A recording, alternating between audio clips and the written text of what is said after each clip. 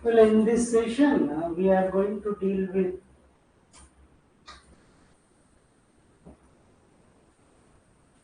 some landmark judgment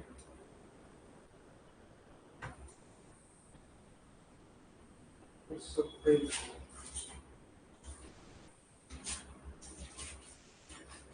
Of the Supreme Court,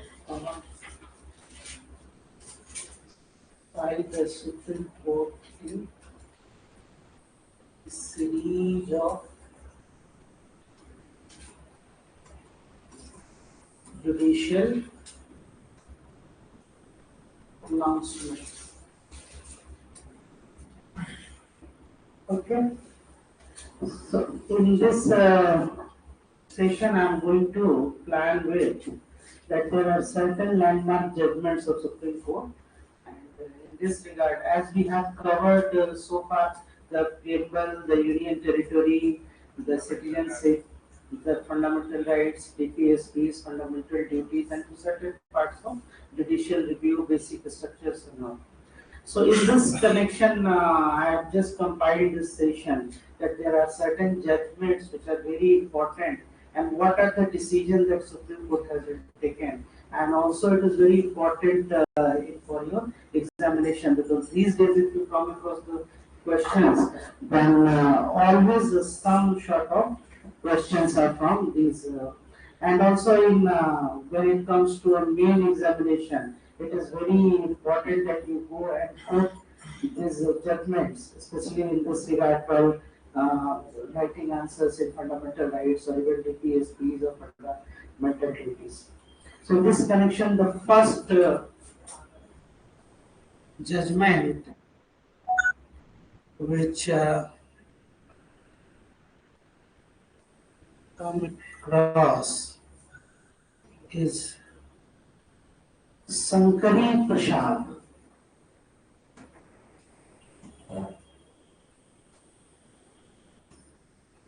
Sankari Prasad case 1951.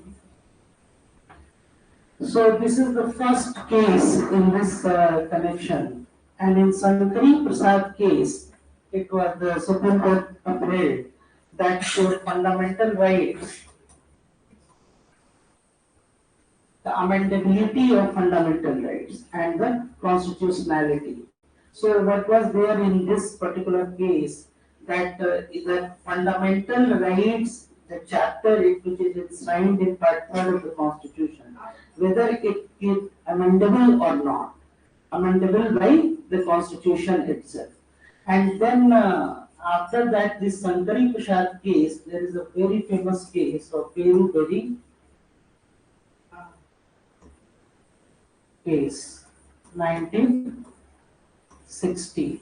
So here it did about fundamental rights, that is fundamental right, you can amend the fundamental rights by the Constitution. And after the first Constitutional Amendment Act, after just the commencement of the Constitution, first Constitutional Amendment Act, and meanwhile this Sankari Prasad case was in this connection very important, that fundamental right can be amendable through the Constitutional Amendment Act.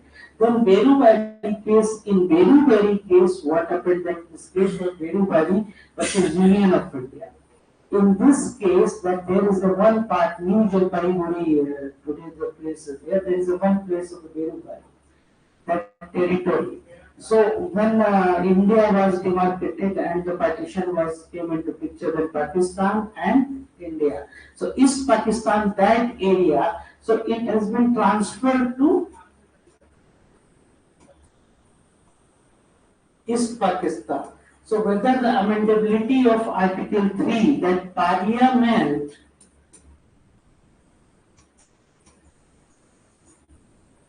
whether the Parliament can make law and give any territory to outside any other territory. Like in the Article 1, that India, that is Bharat, shall be a union of a state. India, that is Bharat, shall be a union of a state.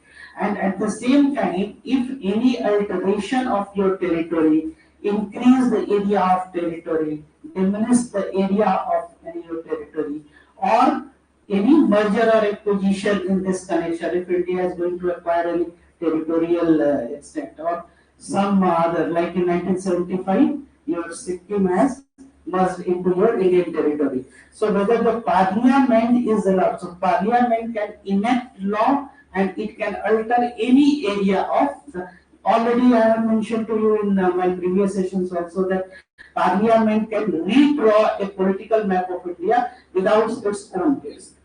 मतलब ये हुआ इसका कि parliament जो है अपने स्वेच्छा से कोई भी क्या कर सकता है, पॉलिटिकल मैप को रीड्रॉ कर सकता है without the consent of the state territory. तो कहीं भी कोई चेंजेस करना है तो ये इसमें है कि yes parliament can amend article 3 by using. और एक और काफी इसमें एक फेमस डिसीजन लिया गया जो आप लोग जानते हैं कि because the preamble is not part of constitution, and since it is not a part of constitution, then parliament cannot amend preambles. It was there in, this is the position in 1960, 1960 तक बेरुबरी case में ये judgement ये दिया गया था कि preamble जो है वो क्या है, वो पार्ट नहीं है आपके कॉन्स्टिट्यूशन का, और क्योंकि ये पार्ट नहीं है तो इस तरह से आप उसको अमेंड नहीं कर सकते हैं। ठीक है, तो अब जब अमेंड आप उसको नहीं कर सकते हैं, लेकिन ये क्या है, अब इसको कैसे इसको प्रेस कर दिया गया आगे। फिर आप लोग एक और केस जानते होंगे, काफी फेमस केस था वो 1973 में,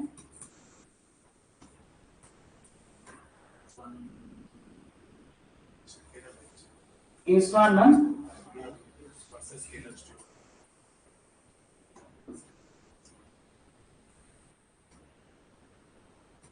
Bharti versus state of Kerala 1973। अब इसमें समझिए, और इसी बीच में एक और केस आता है Golaknath case.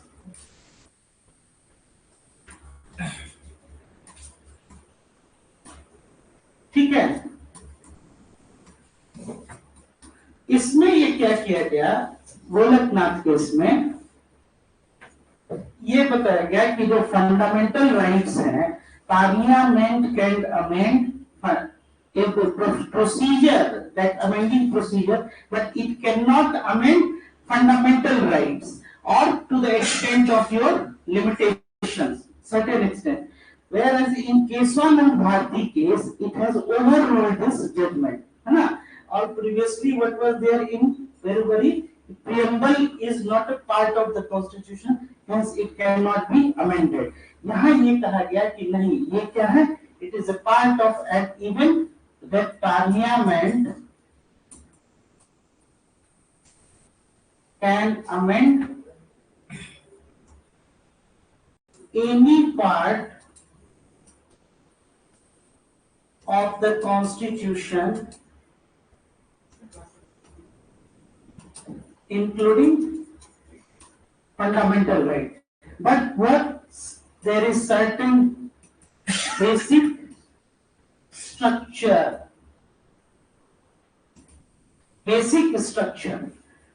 the basic structure, the concept of basic structure, it has been come into picture for the first time here in Keswanand Bharti। तो पहले भी बेसिक स्ट्रक्चर के विषय में एक बार एक और केस था, सज्जन सिंह केस या फिर अदर्स जो है, उसमें भी इसको लेके एक चर्चा हुई थी, बट बेसिक स्ट्रक्चर को यहाँ पे कह दिया गया था, ये कहा गया था कि पार्लियामेंट अमेंड कर सकता है any part of the constitution, ठीक है, इंक्लूडिंग फंडामेंटल राइट। इस गोलकनाथ केस में क्या किया गया था, इसमें बताया गया था कि फंडामेंटल राइट्स को मतलब प्रोसीजर ऑफ कॉन्स्टिट्यूशन अमेंडमेंट, अब इसमें ये नहीं आ सकता है कि आप फंडामेंटल राइट्स को क्या कर सकते हैं, आप रिली उसमें अमेंड कर सकते हैं। ठीक है, फिर उसके बाद से जैसे कि जो आर्टिकल 13 जो आता है,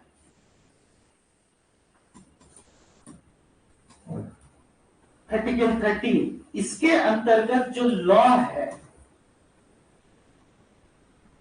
जो डेफिनेशन ऑफ लॉ जो आता है, इस डेफिनेशन ऑफ लॉ के अंतर्गत आपको क्या क्या बताइए तो, ऑर्डिनेंस,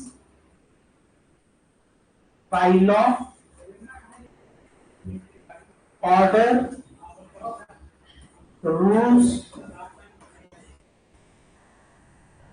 regulations,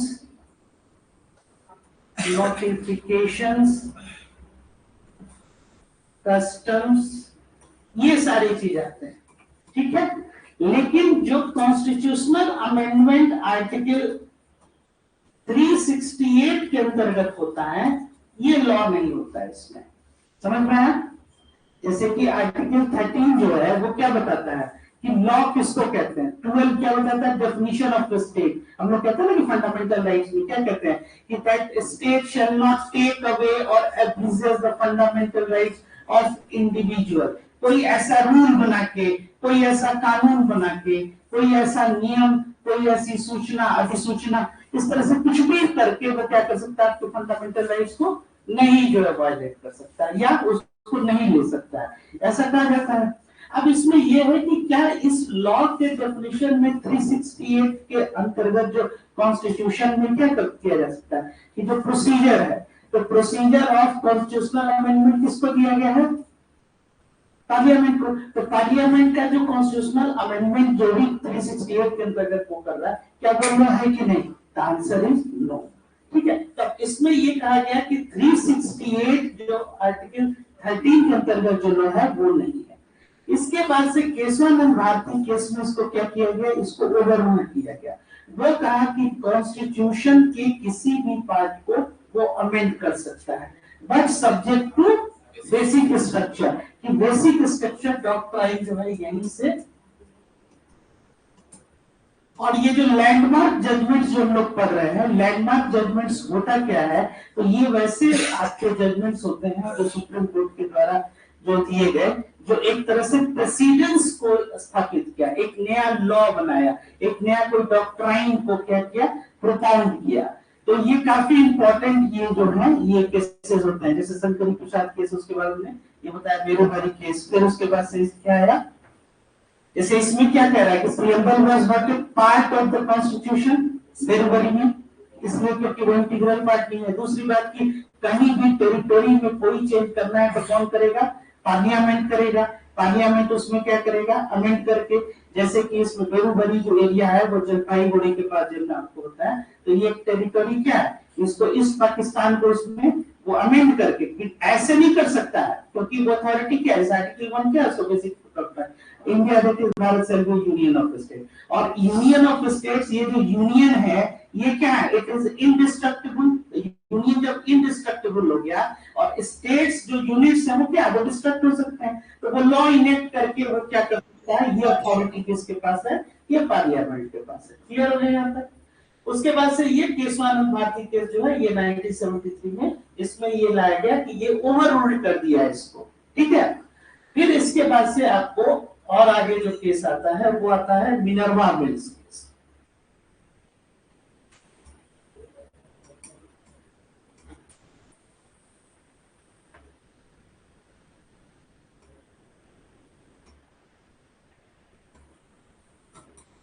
मिनर्वा मिल्स ये हो गया।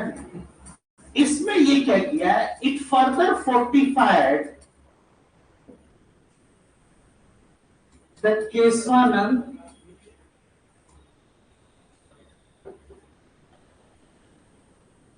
भारती केस, ठीक है। और क्या किया, जो बेसिक स्ट्रक्चर आपका डॉक्ट्राइन है उसको और स्ट्रेंथन किया,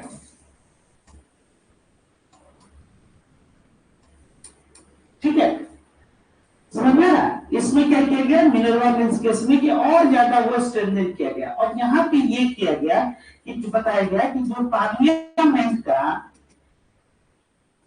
अमेंडिंग पावर है वो लिमिटेड है, मतलब अनलिमिटेड अमेंडिंग पावर नहीं है। जैसे कि 368 में पहले क्या था, जैसे अगर अब स्टार्ट सही 1951 या फिर अदर केसेस था, इस फंडामेंटल राइट्स को पार्लियामेंट जो है वो क्या कर सकता है, वो नहीं वायलेट कर सकता है, उसको नहीं कोई चेंजेस कर सकता है। फिर उसके बाद की फंडामेंटल राइट्स में अगर चेंजेस करना है तो आप क्या कीजिएगा, कॉन्स्टिट्यूशन में अमेंडमेंट करना है, कॉन्स्टिट्यूशन में अमेंडमेंट, तभी तो राइट टू प्रॉपर्टी को हटाया गया ना। राइट टू प्रॉपर्टी को कैसे हटाया गया, राइट टू प्रॉपर्टी को 44 कॉन्स्टिट्यूशनल अमेंडमेंट एक्ट के अंतर्गत हटाया गया 1978। ठीक है, तो कॉन्स्टिट्यूशनल अमेंडमेंट एक्ट के अंतर्गत हटाया गया। तो जब भी फंडामेंटल राइट को हम हटा रहे हैं या रिपील किए तो उसके लिए हमको क्या करना पड़ा, कॉन्स्टिट्यूशन में अमेंडमेंट करना पड़ा। तो कॉन्स्टिट्यूशन में अमेंडमेंट करके ही हम फंडामेंटल राइट्स को क्या कर सकते हैं, हटा सकते हैं। लेकिन अब इस केस में ये क्वेश्चन आया कि जो आर्टिकल 13 है क्या इसको अमेंड कर सकते हैं। आर्टिकल 13 जो है, आर्टिकल 13 क्या कह रहा है कि the state shall not take away or abrogate the right conferred in this part, है ना। जो पार्ट थर्ड में जो राइट्स है इसको स्टेट नहीं ले सकता है, और उस स्टेट के डेफिनेशन में पार्लियामेंट भी आता है ना, स्टेट के डेफिनेशन में। तो क्या वो कर सकता है, तो उसी में जो क्लॉज 4 है वो क्या बोलता है कि भाई जो 368 के अंतर्गत कोई भी लॉ वो यहाँ पे नहीं, समझ में आ रहा है कि अगर वो चेंज कर रहा है। फिर उसके बाद से 73 में यही केशवानंद भारती केस में ये ओवररूल कर दिया, और विद द जजमेंट 7:6, 7:6 का मतलब हो गया कि 13 जजेस थे, पहले ये टाई हो गया था 6:6। फिर उसके बाद से उस समय जो थे ये जस्टिस सिकरी जो थे ये चीफ जस्टिस थे। फिर उसके बाद से एक जो है वो टाई, तो 7:6 जजमेंट पे ये इसमें बताया गया, हाँ पास किया गया कि ये बेसिक स्ट्रक्चर जो है ये आपका क्या है, ये एक डॉक्ट्राइन यहीं पे प्रोपाउंड किया गया, even though it is not mention in the constitution anywhere, that parliament can amend any part of the constitution but subject to basic structure. अब इसी को फर्दर क्या किया गया, ये और 45 और स्ट्रेंथन किया गया ये मिनर्वा बिल्स केस में, और इसमें ये बताया गया कि it is not that parliament is supreme, it is the constitution is supreme. क्योंकि पार्लियामेंट कहां से पावर डिराइव कर रहा है, कॉन्स्टिट्यूशन से। तो कॉन्स्टिट्यूशन जो है अब इसमें क्या हो गया, ये सुप्रीम हो गया, पार्लियामेंट आपका सुप्रीम नहीं हुआ।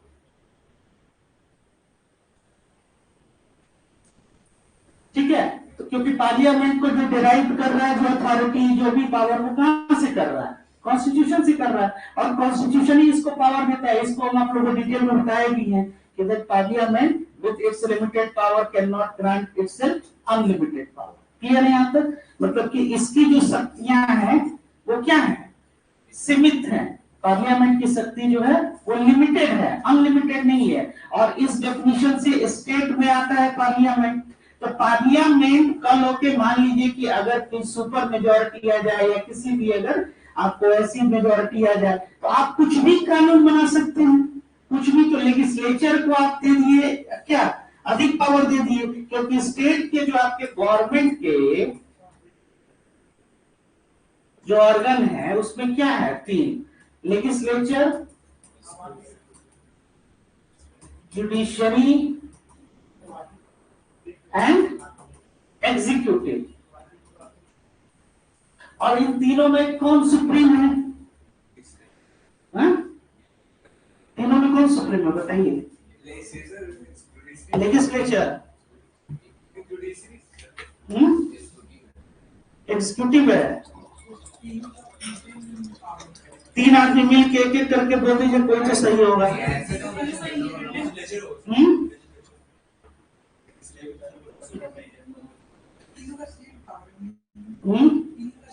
पावर सेम होगा, मतलब 33% ऐसा करके बचा। एग्जैक्टली इतना क्लास हम लोग अटेंड किया, उसके बाद वो बेसिक गलती कर रहे हो। किसी को नहीं है पावर ना, नहीं दे सकते। अगर पावर अगर किसी को देगा तो क्या हो जाएगा, स्टेट ऑर्गन आपस में ही लड़ जाएंगे ना। इससे ये क्या है कि checks and balances, checks and balances. तो पार्लियामेंट को ज्यादा अगर दे रहे हैं तो स्टेट के हिसाब से, तो पार्लियामेंट क्या कर लेगा, कोई भी लॉ जो है जुडिशरी को ज्यादा दे दीजिएगा तो हर लोग वो क्या कहेगा, it is unconstitutional and void, unconstitutional and void. आप कोई एग्जीक्यूटिव को आप ज्यादा दे दीजिएगा तो ये केवल इसके पास एग्जीक्यूटिव ऑर्डर या फिर इसीलिए एग्जीक्यूटिव का अभी आप लोग यूनियन एग्जीक्यूटिव लास्ट क्लास में स्टार्ट किया, उसमें क्या कहा था हमने कि that the council of ministers headed by prime minister shall collectively responsible to the house of the people. ये लोग किसके लिए उत्तरदायी होते हैं? लोकसभा के लिए। और लोकसभा क्या है? एक लेजिस्लेटिव बॉडी है। तो लेजिस्लेटिव बॉडी में ये क्या हो गया? लेजिस्लेटिव बॉडी के लिए। और ये लोग क्या होते हैं? जो काउंसिल ऑफ मिनिस्टर्स होते हैं वो क्या होते हैं? डिफेक्टो की डिज्यूरे। दे आर डिफेक्टो और डिज्यूरे। बताइए डिज्यूरे। डिज्यूरे कौन सा होता है? नॉमिनल। और डिफेक्टो कौन हो गया रियल सेंस में? Council of minister. तो ये डिफेक्टो जो होते हैं ये क्या हो गए? यही जो आपको रूल कर रहे हैं एग्जीक्यूटिव। तो एग्जीक्यूटिव जो है किसके लिए? लेजिस्लेटिव के लिए क्या हो गए? आंसरेबल हो गए। तो लेजिस्लेटिव के लिए आंसरेबल हो गए, इसका मतलब कि इनकी अकाउंटेबिलिटी तय हुई किसके प्रति? लेजिस्लेचर के। तो लेजिस्लेटिव कंट्रोल ओवर एग्जीक्यूटिव हो गया। लेजिस्लेटिव किसके ऊपर कंट्रोल कर रहा है? एग्जीक्यूटिव के ऊपर। दूसरी बात कि इन ट्रू सेंस जो पावर में अगर मान लीजिए जो गवर्नमेंट है, जो एग्जीक्यूटिव जो आपके आ गए ये लोग, तो अब रूल और रेगुलेशंस या जो भी लॉ है, अब एब्सोल्यूट अगर मेजोरिटी है और अधिकांश ऑर्डिनरी लेजिस्लेशन जो है उसको क्या कौन बनाता है? सिंपल मेजोरिटी से। तो सिंपल मेजोरिटी से तो डोमिनेंट फीचर कौन होगा? जो पावर में होगा। तो जो पावर में होगा तो अगेन एग्जीक्यूटिव किसके ऊपर कंट्रोल करेगा? आपका लेजिस्लेचर के ऊपर। दूसरी बात की जुडिशरी ये क्या चेक करता है? कॉन्स्टिट्यूशनल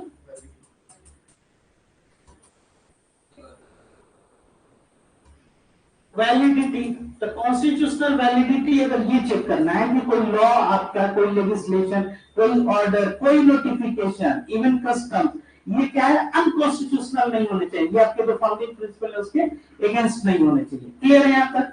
तो अब यहाँ पे ये कहा गया कि ठीक है पार्लियामेंट क्या है? उसको अमेंडिंग पावर है। जो 45 के स्वानंद भारती केस का जो जजमेंट था उसको और आगे इसको क्या किया गया मिनरवा बिल्स में कि ये ठीक है कि आपको पावर है, आपको कोई भी आप अमेंड कर सकते हैं। तभी तो 1978 में क्या इसके ठीक 2 साल पहले क्या अमेंड किया गया था?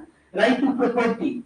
आप इसको जब तक आप ये एक सीरीज में नहीं समझेंगे ना, ये बहुत इजी वे में आप लोग जो है इसमें क्वेश्चंस बन जाएगा। अगर आप इसको एक क्रोनोलॉजी या फिर आप इसको ऐसे समझिए कि एक स्टेप बाय स्टेप अगर इसको आप समझ रहे हैं तो बहुत आसानी से इसको आप डील कर पाइएगा। 1978 में क्या हो रहा है? राइट टू प्रॉपर्टी हट रहा है। मिनरवा मिल्स का केस इसके बाद जजमेंट दिया जा रहा है। ये बता रहा है कि आप कोई भी पार्ट जो है पार्लियामेंट का अमेंडिंग पावर है वो क्या है? पार्लियामेंट जो सुप्रीम अथॉरिटी है, but it is not supreme. In fact it is the constitution जो है ये सुप्रीम है। समझ में आ रहा है? क्योंकि पार्लियामेंट को पावर कौन देता है? संविधान। और इसी को ये अधिकार देता है, ये आपको शक्ति देता है कि वो क्या करे? कॉन्स्टिट्यूशन को भी चेंज करे अनुच्छेद 368 के अंतर्गत। तो अब 368 के अंतर्गत आप कुछ भी चेंज नहीं कर सकते हैं, है ना? Subject to basic structure and limited extent. ठीक है? नहीं तो अगर ज्यादा पावर दे दीजिएगा तो क्या हो जाएगा? चेक्स एंड बैलेंसेस आपका डिस्टर्ब हो जाएगा और ये कंट्रोल कर लेगा। मतलब लेजिस्लेचर किसके ऊपर कंट्रोल कर लेंगे? तो पूरे गवर्नमेंट के ऊपर। समझ में आया? इसीलिए चेक्स एंड बैलेंसेस का ये सिद्धांत। इसी टाइम पे एक और केस था आपका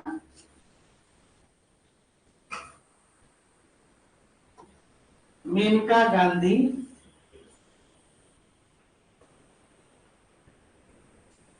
ये कब करना? इसमें क्या हुआ था इस चीज को समझिए। मेनका गांधी केस में कि राइट टू गो अब्रॉड,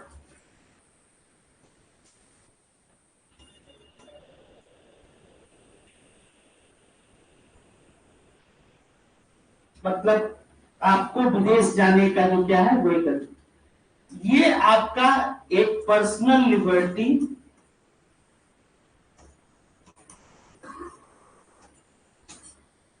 है ना, इसके अंतर्गत ये आपका क्या आता है?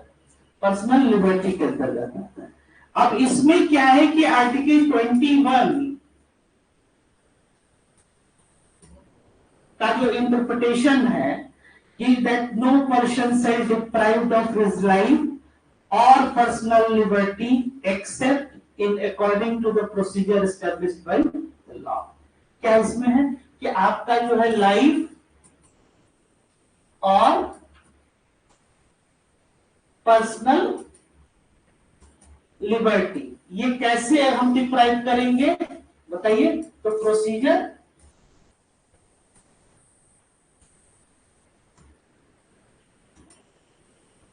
एस्टेब्लिश्ड बाय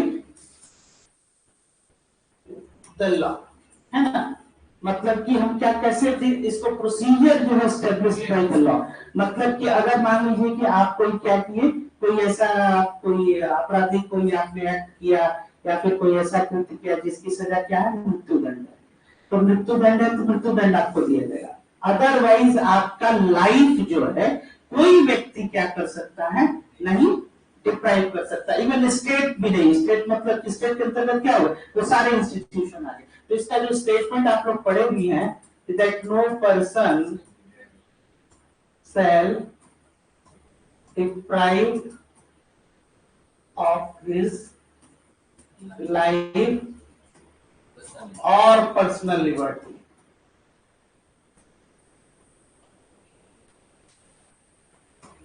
except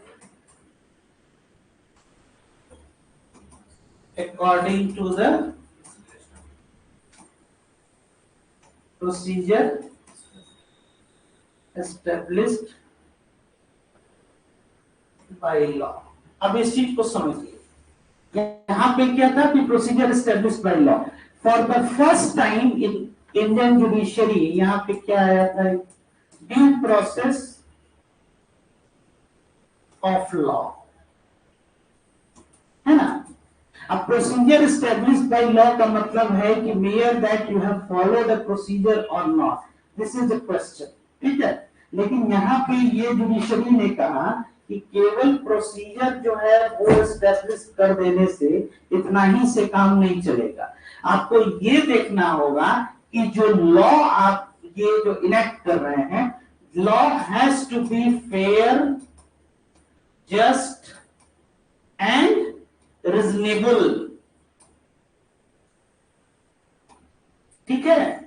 मतलब वो क्या होना चाहिए, लॉ क्या होना चाहिए, फेयर होना चाहिए, जस्ट होना चाहिए। जस्ट मतलब कि न्याय संगत, और रीजनेबल मतलब कि औचित्यपूर्ण, मतलब कि उसके पीछे क्या है, तार्किक मतलब संगत होना चाहिए। तो अब ड्यू प्रोसेस ऑफ लॉ जो है पहली बार ये मेनका गांधी केस में यहाँ पे दिया है, ठीक है। अब इसमें है कि मान लीजिए कि आपकी जो पर्सनल लिबर्टी है, पर्सनल लिबर्टी का क्या मतलब होगा कि आपका लाइफ केवल मतलब जीवन का मतलब जीवन ही नहीं, अगर आपकी स्वतंत्रता भी छीन लेते हैं, है ना, तो आपका क्या करें हम, लिबर्टी भी छीन लेते हैं, तो वो भी क्या हो जाएगा एक तरह से। जैसे ऐसे देखिए इसमें क्या लिखा गया है कि पर्सनल और, है ना, तो या तो लाइफ आपकी छीन ली जाए या अगर आपकी लिबर्टी भी छीन ली जाए, तब भी ये क्या हो जाएगा, डिप्राइव किस चीज से। और ये क्या कहता है कि protection of life and personal liberty.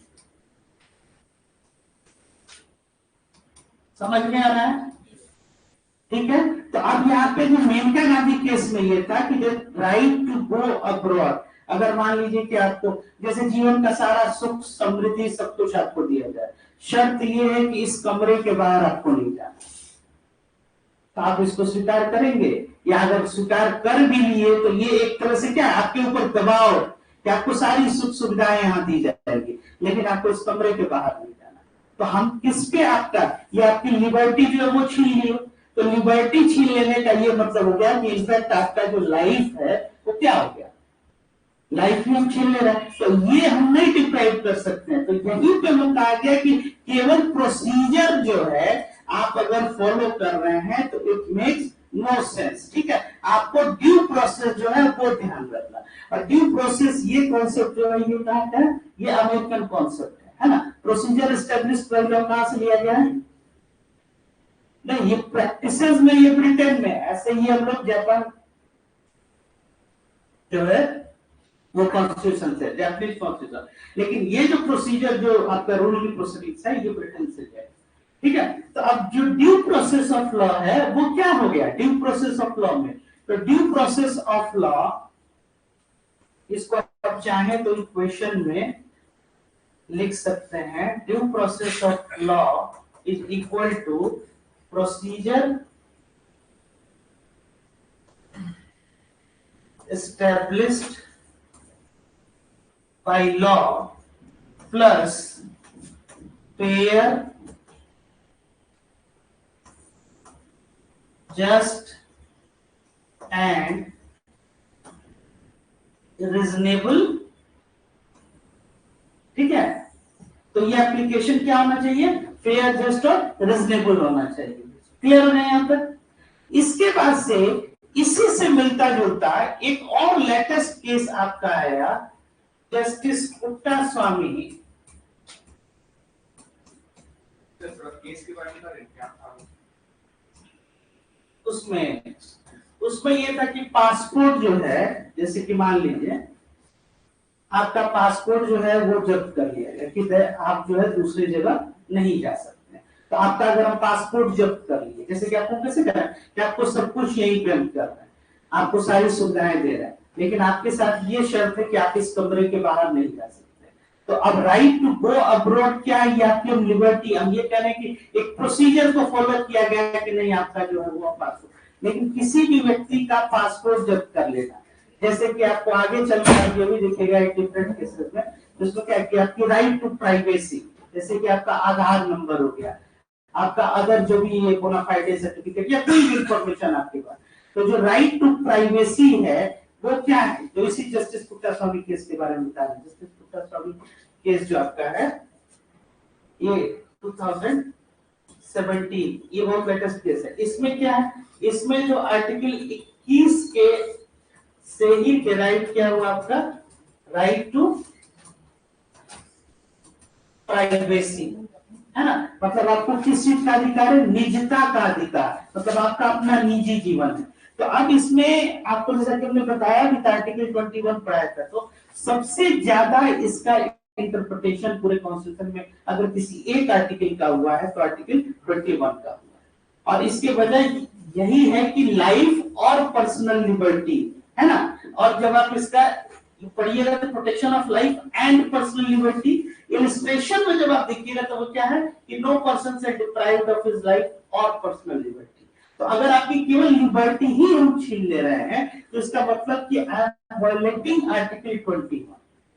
ठीक है, तो अब लिबर्टी स्वतंत्रता कैसे, आपको घूमने की आजादी है, तो आपको कहीं घूमने की आजादी है। आप अगर मान लीजिए कि कोई अगर आपने ऐसा कोई कृत्य नहीं किया, कोई एब्सकॉन्डर नहीं है या फिर किसी भी तरह की, आपको पूरी दुनिया घूमने की आजादी है। हम आपका सिर्फ स्टेट ने क्या किया, पासपोर्ट जब्त कर, तो हमने क्या किया कि एक ठीक है कि एक प्रोसीजर के तहत जो है पासपोर्ट सबका लिया जा रहा है, लेकिन इट हैज टू बी केवल प्रोसीजर, जैसे कि मान लीजिए कि यहीं पे कोई सरकारी कार्यक्रम, हम ये कह रहे हैं जितने लोग आ रहे हैं अपना अपना आधार कार्ड जो यहाँ जमा, तो you must ask that what is the purpose behind that। Procedure तो है कि सब लोग जमा कर रहे हैं, हम भी जमा करते हैं, तो एक एस्टैब्लिश क्या है, प्रोसीजर है सबको जमा करना। अब क्वेश्चन है कि what is the purpose behind that. If you are willing to note down my Aadhaar number, this is my Aadhaar number, ये आप ले लीजिए, this is my address proof, this, but you are saying that आपका ये क्या है, इसको हम जो है इसको अपने कस्टडी में रखना है। तो इसमें क्या है, मतलब कि law has to be fair, just and reasonable, कि भाई इसके पीछे क्या तर्क है, तो फेयर होना चाहिए, एक जस्ट होना चाहिए, न्याय संगत होना चाहिए। समझ में आ गया। तो ये किस भाई पासपोर्ट जो है वो तो वही मेनका गांधी केस कि राइट टू गो अब्रॉड, ये क्या है, ये हमारा एक फंडामेंटल राइट होगा। जैसे कि आर्टिकल 19 अगर हम कहें तो ये कहा किसके लिए, आर्टिकल 19 जो सिटीजन्स को अवेलेबल है, तो इसमें क्या लैंग्वेज है, अगर आर्टिकल 19 अगर आप लोग पढ़िए, all the citizens shall have right, तो किस तरह का अधिकार है, तो to freely move in the territory of India. आप भारत की प्रक्षेत्र में, जो भौगोलिक प्रक्षेत्र, इसमें आप कहीं भी क्या कर रहे हैं, स्वतंत्र रूप से आप विचरण कर सकते हैं। ठीक है, तो जब स्वतंत्र रूप से आप विचरण कर सकते हैं, आपको ये क्या है, ये आजादी है। तो अब ये जो आजादी है आपको, अब उसके बाद से हम ये कह रहे हैं कि नहीं, आप नहीं जा सकते, या किसी भी तरह का उस पर हम क्या कर रहे हैं, एक प्रतिबंध जो है ये लगाया जा रहा है। हालांकि आर्टिकल 19 जो है उस पे रीजनेबल रिस्ट्रिक्शंस हैं, आर्टिकल 19 या कोई भी फंडामेंटल राइट आपका एब्सोल्यूट राइट नहीं है, absolute right in sense that legally enforceable, लेकिन इस केस में ये बताया गया, ये इसलिए इसको लैंडमार्क जजमेंट में आपको ये रखा कि ये केवल प्रोसीजर फॉलो कर देना जो है इतना इंपॉर्टेंट नहीं है, लॉ का कैसे आप मतलब अप्लाई कर रहे हैं ये आपको ध्यान में देखना है। इसीलिए आपके क्वेश्चन फॉर्म में ये लिखा है कि procedure established by law plus fair just and reasonable. ये होना क्या चाहिए, फेयर भी होना चाहिए, जस्ट भी होना चाहिए और रीजनेबल भी होना चाहिए। क्लियर हो गया यहाँ तक? ठीक है। और जस्टिस पुट्टा स्वामी में ये बताया गया कि ये जो आर्टिकल 21 है इसी से राइट टू प्राइवेसी जो है वो जो आपका क्या होता है ये डिराइव होता है। समझ में आ रहा है? Right to privacy. और ये आर्टिकल और इसी में 14, 19 को भी इसमें इंक्लूड किया गया कि ये जो है आपका, लेकिन जब right to privacy is a fundamental right under article 21 और यहीं से वो जो गोल्डन ट्रायंगल्स ऑफ जो राइट्स लोग कहते हैं वो क्या है यहाँ पे आपका, यहाँ से ये डिराइव। ठीक है। इसके बाद और जो केसेस आते हैं ये क्लियर है यहाँ तक, कोई अभी डाउट नहीं? ठीक है। उसके बाद से आपका ये केस एक और है,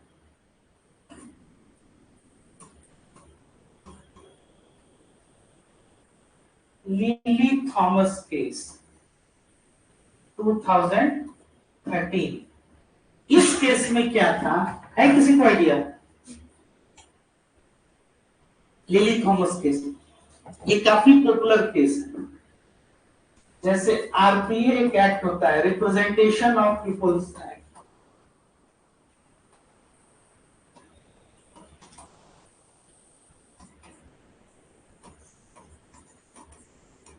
ठीक है। इसमें रिप्रेजेंटेशन ऑफ पीपल एक्ट का सेक्शन 8 ये बताता है कि अगर कोई भी member of parliament, MLA, MLC, इसको अगर इम्प्रिजनमेंट हो जाए किसी क्रिमिनल प्रोसीडिंग्स में और 2 साल मतलब 2 इयर्स तक इसको क्या दिया जाए, कोई सेंटेंस अगर दे दिया जाए, है ना, मतलब सजा उनको दे दी जाए, तो विद इमीडिएट इफेक्ट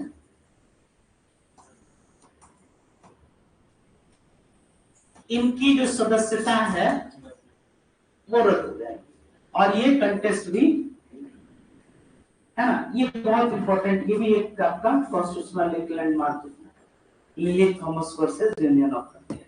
काफी अभी रिसेंटली आप लोग देखे भी हो, हैं? हाँ हाँ, या और भी बहुत सारे इसमें जो है बहुत सारे लोग जो है। तो अब इसके बाद से क्या है कि ये केस जो है आपका लिली थॉमस केस हो गया। इसमें क्या है कि रिप्रेजेंटेशन ऑफ पीपल एक्ट है, इसमें एमपी, एमएलए, एमएलसी जो है ये आपका जो है। फिर एक और केस आता है आपका बहुत रिसेंटली जो है 2000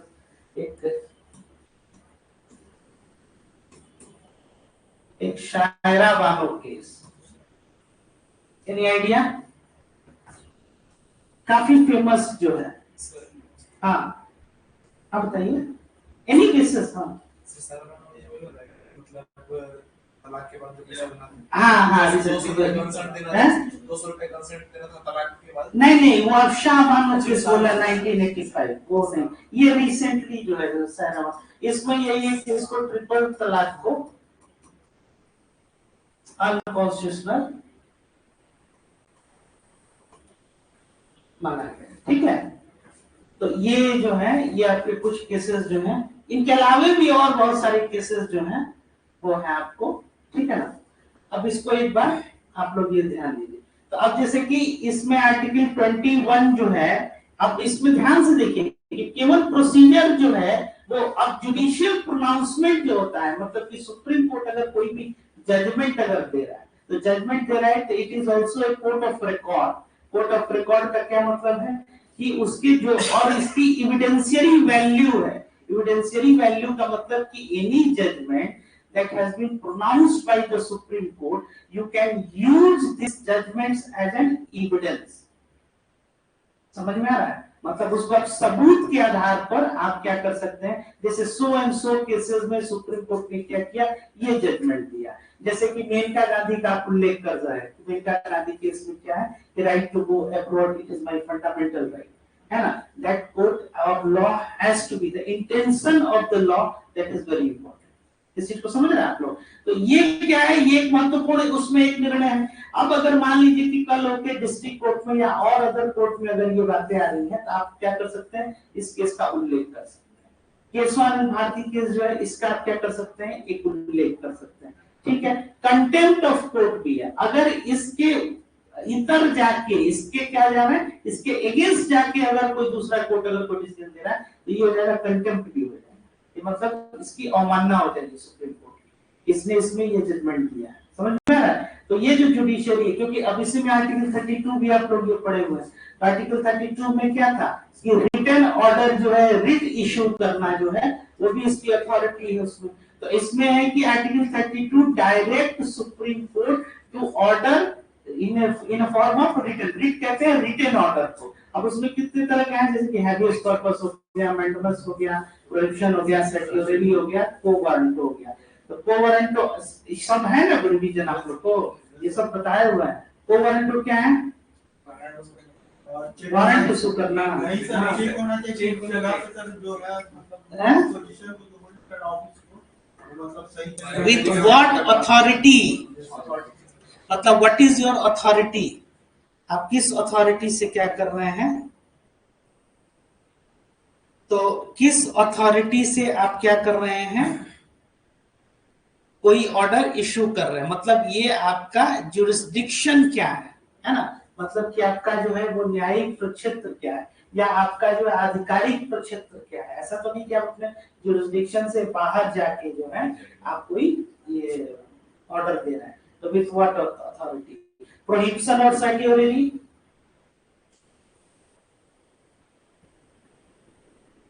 कुछ वीक पूरा ऐसे ही चला गया आप लोग का, नहीं रिवीजन करते रहिए लोग, ऐसे फिर क्या मतलब है, फिर आगे पढ़ते रहे, पीछे सब बोलते रहे।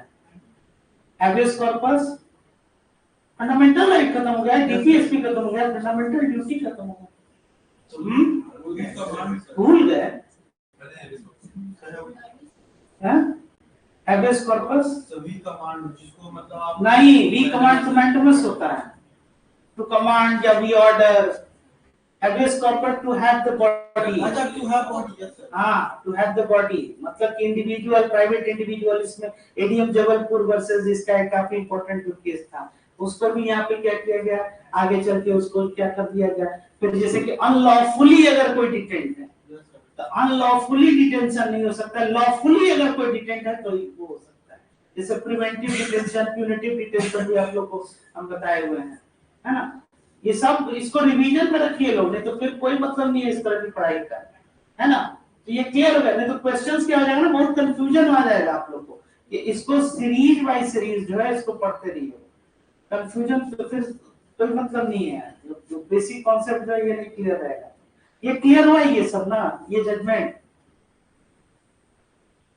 इसके बाद से इसमें क्या कहा गया, लिली थॉमस केस में रिप्रेजेंटेशन ऑफ पीपुल एक्ट जो है, और सायरा बानो केस में क्या था, ट्रिपल तलाक जो है अनकॉन्स्टिट्यूशनल, और इसको कर दिया गया। ठीक है। अब इसमें है और भी बहुत सारे केसेस हैं, जैसे कि सबरीमाला टेम्पल वाला जो है 2018 का जो डिसीजन है, ये कौन सा है, ये आपका हो जाएगा, ये इंडियन बार एसोसिएशन जो था ये था, ठीक है ना। तो ये काफी इंपॉर्टेंट जो है, ये कुछ सेंटेंस जो है, चलिए लिखिए इसके विषय में पहले, landmark judgments,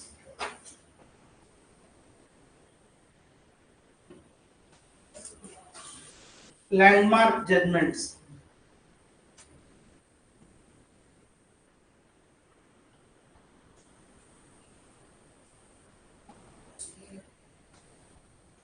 landmark judgments, landmark judgments are judgments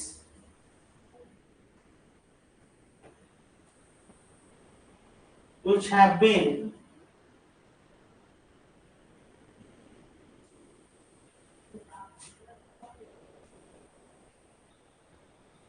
which has been given by the Supreme Court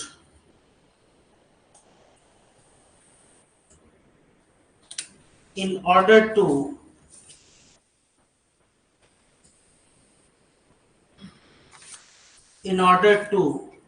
establish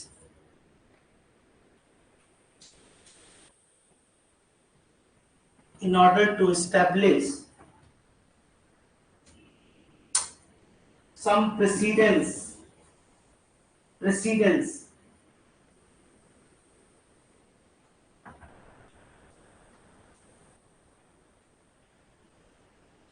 in order to establish some precedence, ठीक है, देखिए उसको।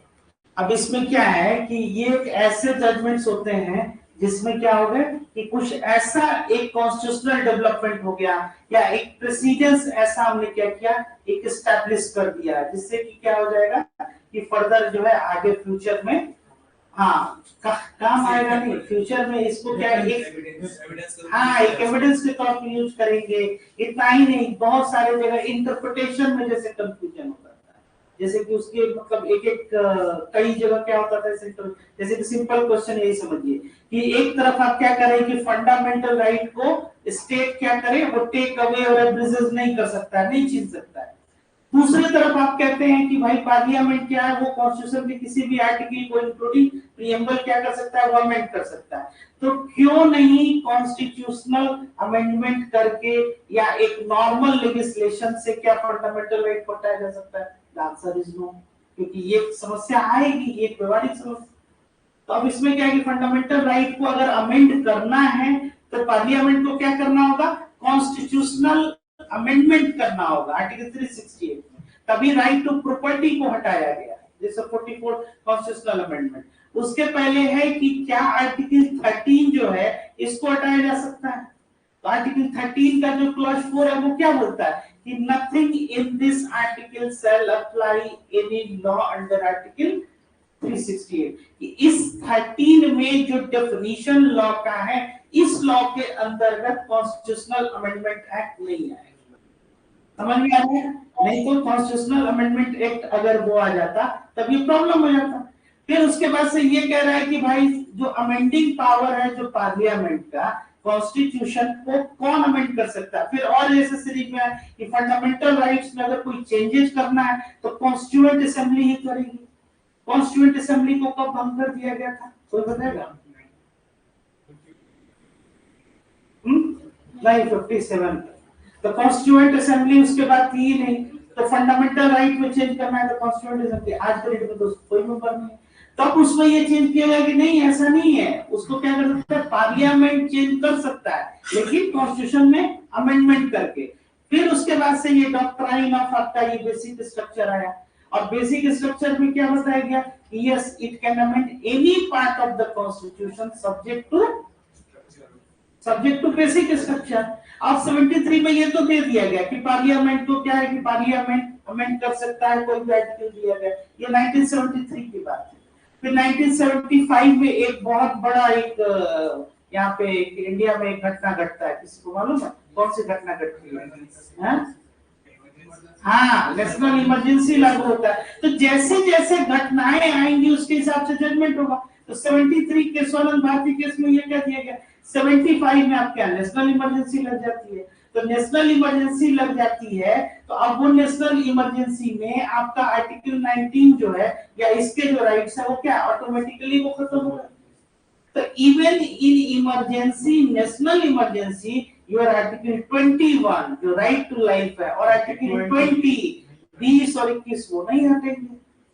और 20 में क्या था कि प्यूनिटिव डिटेंशन और प्रिवेंटिव डिटेंशन के बात में। तो प्रिवेंटिव डिटेंशन में अगर आपको प्रिवेंट करना है, जैसे कि लॉ एंड ऑर्डर को मेंटेन करने के लिए या पब्लिक ऑर्डर मेंटेन करने के लिए, अब स्टेट क्या करेगा कि आपको ले जाके कहीं प्रिवेंट किया। अब उसमें है कि मैक्सिमम आपको कितने समय तक, 3 मंथ तक जो है, उसके बाद से एक एडवाइजरी बोर्ड जो है और वो उसका चेयर कौन कर रहा है, तो कोई हाई कोर्ट का जज जो है उसी रैंक का कोई व्यक्ति होगा और वो तय करेगा कि आपको और उसको एक्सटेंड करना है कि कैसे।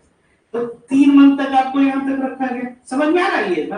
तो अब है कि ये भी आपको नेशनल इमरजेंसी में नहीं हटाया जा सकता है ना। तो यहीं पे हैबियस कॉर्पस केस जो है एडीएम जबलपुर जो है वो आपका ये। तो अब देखिए 73 में हम केशवानंद भारती केस में क्या करें कि yes it can amend but subject to basic structure, emergency लगती है, उसके बाद से फिर आपके पास गवर्नमेंट बनती है और वो गवर्नमेंट क्या करती है, एक फंडामेंटल राइट टू प्रॉपर्टी को क्या करता है, वो हटा देता है फंडामेंटल राइट की लिस्ट से। इसलिए कि वो उसके पीछे आइडिया क्या था कि जो सोशलिस्ट और आपका 42nd अमेंडमेंट जिसको मिनी कॉन्स्टिट्यूशन भी कहते हैं, मतलब 42nd अमेंडमेंट 1976, इसके चर्चा इसके डिस्कशन के बगैर पूरा कॉन्स्टिट्यूशनल जो आपका डेवलपमेंट है वो क्या है, वो मतलब अधूरा रह जाएगा। उसको मिनी कॉन्स्टिट्यूशन ही कहते हैं। लगभग कॉन्स्टिट्यूशन के सारे पार्ट को उसमें क्या कर दिया गया था, वो टच कर दिया गया था, कुछ ना कुछ उसमें चेंजेस। तो 42nd कॉन्स्टिट्यूशनल अमेंडमेंट में क्या हुआ था, प्रीएम्बल में कौन से वर्ड ऐड किए गए थे? सोशलिस्ट, इंटीग्रिटी और सेक्युलरिज्म।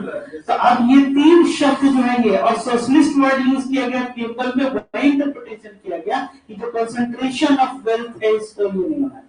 और उसका एक कॉन्सिक्वेंसेस क्या है, 44th कॉन्स्टिट्यूशनल अमेंडमेंट किसको, राइट टू प्रॉपर्टी को रिपील किया गया, इसको रिपील कर दिया गया।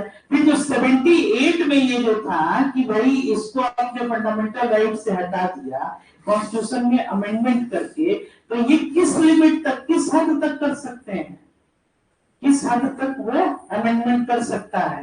तो यहीं पे जो उसके बाद जो मिनर्वा मिल्स, जैसे इसको क्या किया 73 में डॉक्ट्राइन जो है, इसी को ये क्या किया और ज्यादा 45 और ये स्ट्रॉन्ग किया कि बेसिक स्ट्रक्चर जो है ये होना ही चाहिए, और बेसिक स्ट्रक्चर थ्योरीज को और ज्यादा स्ट्रेंथन किया और ये कहा it is not that parliament is supreme. आप अमेंड तो कर दे रहे हैं, फंडामेंटल राइट भी हटा दे रहे हैं, लेकिन it is the constitution which is supreme.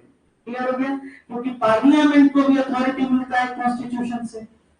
अब ये जो है ये फिक्स्ड नहीं है, समझ में आ रहा है, ये इक्वेशन नहीं है कि constitution supreme parliament supreme legislative, ये इंटरप्रिटेशन है। तो जैसे जैसे ये जो इवोल्यूशनरी जो फेज है, जैसे जैसे घटनाएं घट रही हैं, इसी तरह से ये जजमेंट जो है अकॉर्डिंगली क्या है वो भी शेप। जैसे कि मान लीजिए कि कॉन्स्टिट्यूशन को किसने बनाया, पीपल।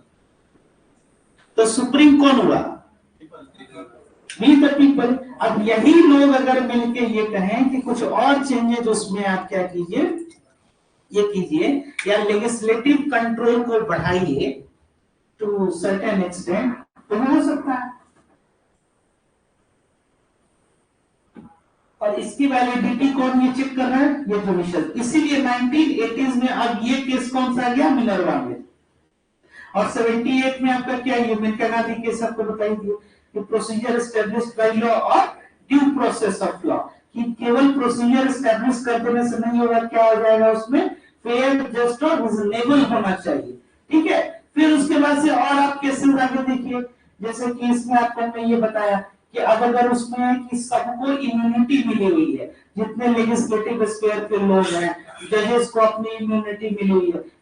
ये आर्टिकल 50 क्या बोलता है, सेपरेशन ऑफ पावर, इसमें क्या एग्जीक्यूटिव से जुडिशरी को एक सेपरेशन करता है जो डायरेक्टिव है। अब इसमें है कि जुडिशरी अपना मान लीजिए कि कोई उसमें डिसीजन नहीं करता, लेजिस्लेचर, और इन लोगों को एक इम्यूनिटी भी मिली हुई है। जैसे आर्टिकल 105 के अंतर्गत कोई मेंबर ऑफ पार्लियामेंट जब प्रोसीडिंग्स चलता है, उसमें बहस कर रहा है, तो उसके किसी भी एक्शन के लिए कोर्ट में क्या है, नहीं है। आर्टिकल 361 के अंतर्गत क्या है कि प्रेसिडेंट ऑफ इंडिया और गवर्नर जो है अपने किसी भी एग्जीक्यूटिव एक्शन के लिए अगर वो लोग करते हैं तो क्या है उसके लिए, हाँ, कोई वो उसमें नहीं कर सकते हैं, अपने पद पे रहते हुए उनके ऊपर कोई जो है क्रिमिनल एक्ट जो है वो नहीं कर सकते हैं, किसी कोर्ट में वो आंसरेबिलिटी उनकी नहीं है। तो ये क्या है, इम्यूनिटी इनको मिला। लेकिन ये इम्यूनिटी जो है अब फिर अब जैसे लेजिस्लेचर को इम्यूनिटी आप दे रहे हैं, तो इम्यूनिटी आप दे रहे हैं, लेकिन अब वही जो लिली थॉमस केस है उसमें क्या किया गया कि अगर इनको किसी भी क्रिमिनल केस में या अगर इनको 2 वर्ष की सजा हो गई तो इमीडिएट इफेक्ट से, इमीडिएट इफेक्ट मतलब तत्काल प्रभाव, कि अभी जैसे कि मजिस्ट्रेट ने सिग्नेचर किया जैसे ही और ये पास हुआ और तुरंत उनकी जो क्या हो गई सदस्यता और वो करते समझ में आ रहा है ये चीज। तो अब ये है केजरीवाल के ऊपर भी यही हो रहा है, केजरीवाल में मिसी कांड बचे हुए हैं। आप उनको अभी तक केस में सजा नहीं मिला, 2 साल का सजा नहीं मिला ना, सजा नहीं मिला है। केजरीवाल का हुआ। केजरीवाल का सीएम इसलिए क्योंकि तो उनको सजा नहीं मिली। सजा सबसे बड़ी बात की उनका अभी क्या पोजीशन क्या है केस का वो बताइए पहले। ट्रायल में है कि कस्टडी में? कस्टडी में है। हाँ कस्टडी में वो अभी कस्टडी लिया है ना ईडी। हम वही पूछ रहे हैं कि वो किसके कस्टडी में है? ईडी के। कंफर्म यस कि जुडिशियल कस्टडी में? ईडी के कस्टडी में। कंफर्म है आप लोग? हम तो इतना लंबा हो सकता है कस्टडी? नहीं जुडिशियल होगा। यही तो पूछ रहे हैं कि पहले आप लोग क्लियर हो जाइए केस क्या है, उनको छोड़ दीजिए, उनके वकील लोग उनका काम कर रहे हैं, लीगल प्रैक्टिशनर लोग। देखिए यही आप लोग को बता रहा कि सबसे पहले कि कोई भी जैसे कि आप लोग जो आप लोगों ने पहले ही बताया था कि न्यूज़पेपर जो आप लोग पढ़ रहे हैं उसको से उसको कंटेंट को कैसे एक्सट्रैक्ट करना है, सुनी सुनाई और ये सब बातों पर नहीं जाना है कि जैसे कि या फिर जो आप नॉर्मली जो टीवी में जो सेंसेशन देखते हैं उस पर नहीं होगा। हाँ उसको नहीं, समझिए पहले चीज को। सबसे पहले उसमें क्या है कि trial, custody, chargesheet, detention, arrest, ये सब जो टर्म है ना इसको पहले समझिए। इसको शॉर्ट नोट्स के तौर पे भी अरेस्ट क्या होता है, डिटेंशन क्या होता है, लॉफुल डिटेंशन क्या है, अनलॉफुल डिटेंशन क्या है, इसको जब आप नहीं समझिएगा तो आप नहीं उस पे जैसे कि ट्रायल पे है, कस्टडी पे है ना। तो कस्टडी कौन सी कस्टडी है, जुडिशियल कस्टडी है या ऐसे? जुडिशियल कस्टडी है तो उस पे आपका ये आपका बेल होगा ही नहीं, उसमें आपके ऊपर चार्ज जब तक नहीं लगा, आपके ऊपर दंडित नहीं किया गया तब तक आप लीगल, उसमें क्या बोल रहा है कि आप अपनी चॉइस का लीगल प्रैक्टिशनर रख सकते हैं, है ना। उसमें आप लोग आपको लिखवाए भी थे कि अगर मान लीजिए कि 24 आवर्स के अंदर में आपको मजिस्ट्रेट क्या करेगा वो।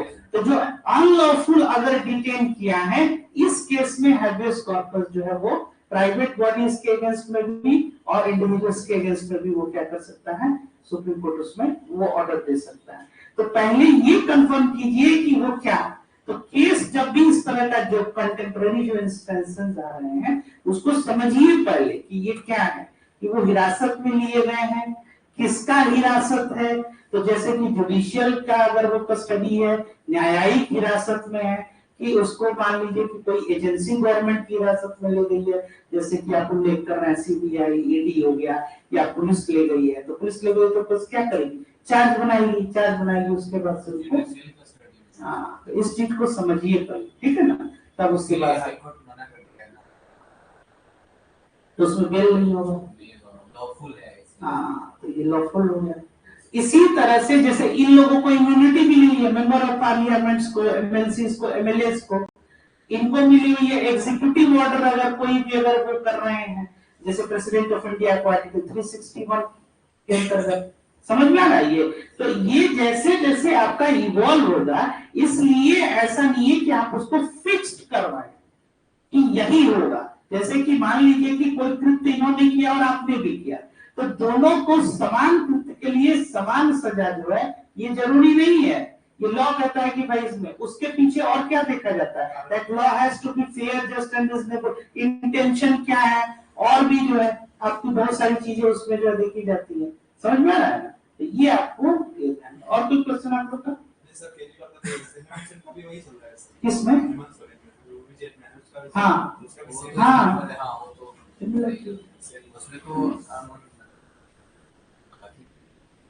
जैसे ही अगर आपको कस्टडी में रखा गया तो अब जैसे कोई गवर्नमेंट की एजेंसी ले जा रही तो वो हमारे ऊपर क्या करेगी, कोई आरोप लगा रही है, चार्ज लगा रही है। तो चार्ज जब आपके ऊपर लगेगा तो उसके पीछे दंड कौन देगा, चार्ज के ऊपर कोर्ट देगा, अदालत देगा, और उस अदालत में आपको अपनी बात कहने का अधिकार है, आपको अपने चॉइस का लीगल प्रैक्टिशनर रखने का अधिकार है, अपना वकील। वो तो आपका कौन सा आर्टिकल ये बताता है, 32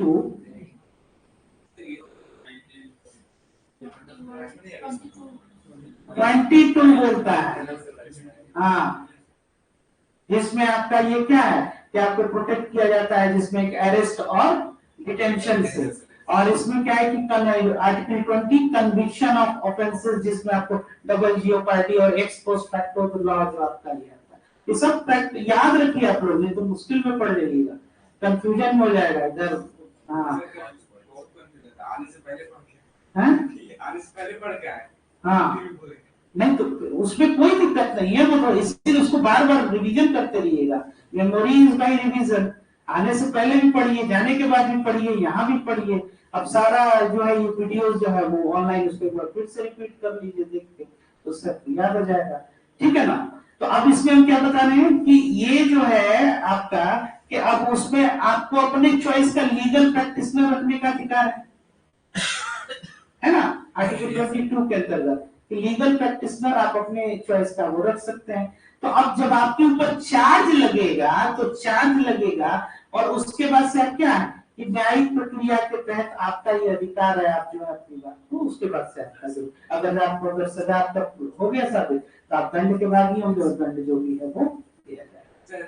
हाँ। केस के पीछे कहानी नहीं बता सकते किसमें वो फिर मतलब आपका नहीं है, वो कहानी याद होकर जाता। हाँ नहीं वो है तो कहानी तो बता ही नहीं कि उसको क्या कि पासपोर्ट जब्त कर लिया गया या केशवानंद वासी का, क्योंकि वो जो जितना केसेस है ना वो फिर आप लोग के पर्पस का नहीं है, जीएस कोर्स के लिए नहीं, लेजिस्लेचर के जो स्टूडेंट्स होते हैं या लॉ वगैरह में उसमें भी जो लोग रिसर्च वगैरह कर रहे हैं उसका वो जजमेंट आता है, फिर आपको बस उसका क्रक्स की ये क्या इंपॉर्टेंट था और किस करेक्शन में, यही आपको जो है हाँ क्या किस लिए आया था, किस लिए कोर्ट में गया था, जैसे उसमें बहुत सके, जैसे कि शंकरी प्रसाद केस है या सज्जन सिंह केस है, जैसे ये लिली थॉमस वाला या जस्टिस पुट्टा स्वामी, सबकी अपनी अपनी जो है बड़ी है, तो वो उतना आप लोग के इम्पोर्टेंस का नहीं है, आपको बस ये जानना है कि इसमें क्या क्या डिसीजन लिया गया, क्या क्या क्यों इम्पोर्टेंट है, किस आर्टिकल से संबंधित जो है उसमें, जैसे कि अब ये सब कॉन्स्टिट्यूशनल जजमेंट में आते हैं, उसमें हो गया बहुत सारा जो है वो क्रिमिनल जजमेंट में भी जैसे क्या है,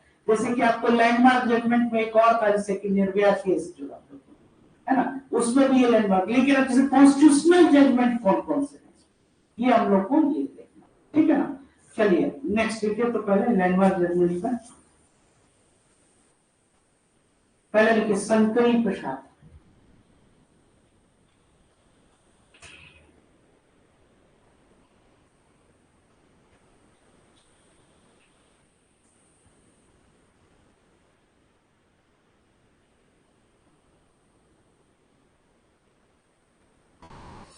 It dealt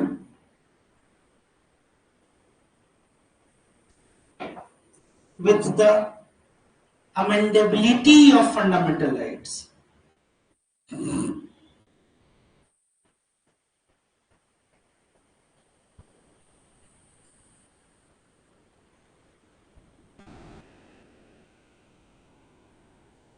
Supreme Court contended that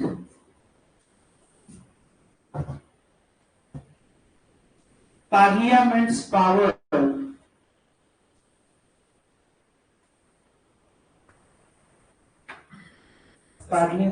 contended that Parliament's power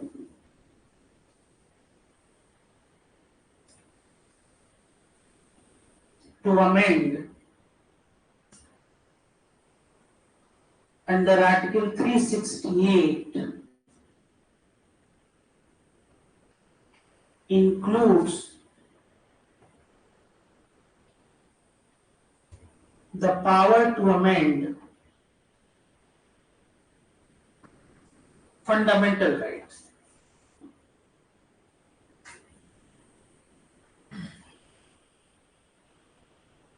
समझ में आ गया?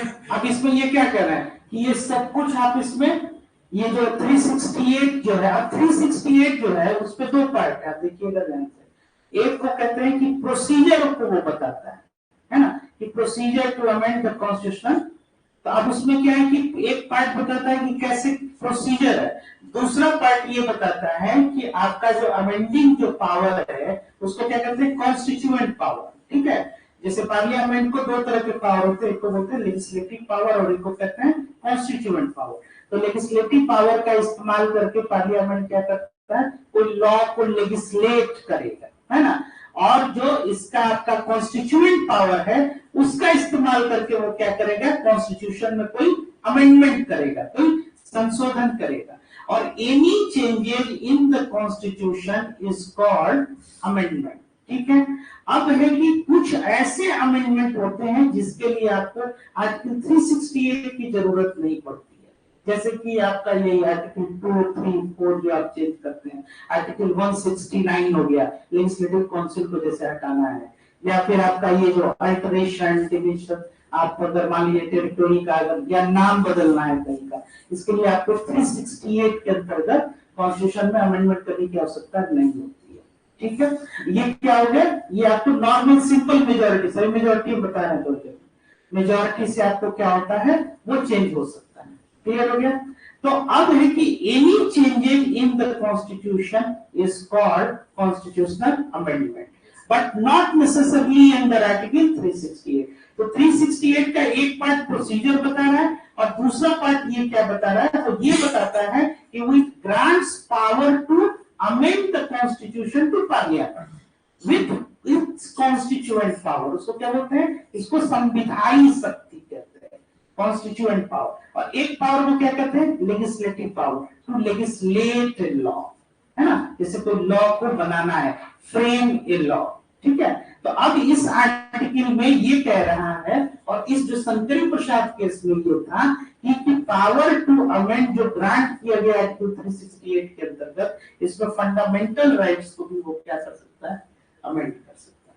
ठीक है, चलिए let's start it. Berubari case 1960।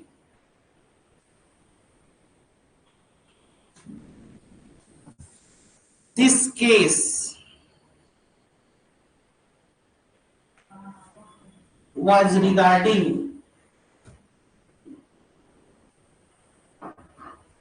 the parliament's power to transfer the territory of Berubari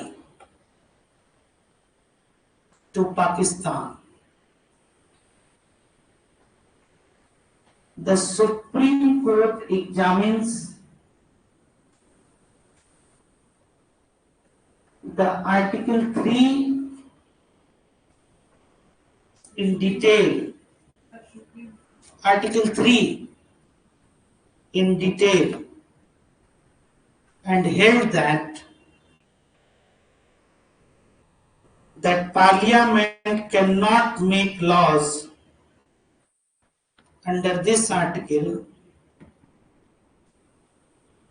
in order to execute,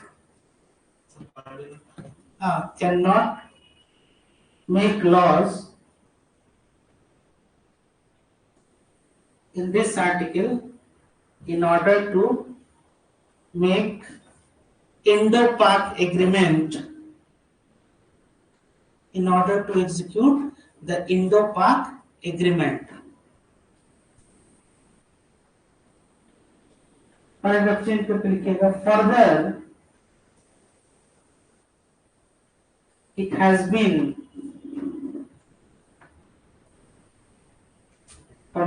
has been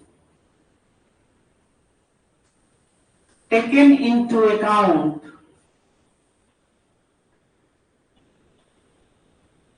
and illustrated by the court that preamble is not the part of the constitution. That preamble is not the part of the constitution.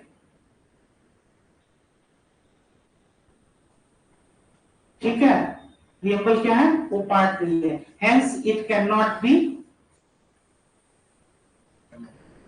amended.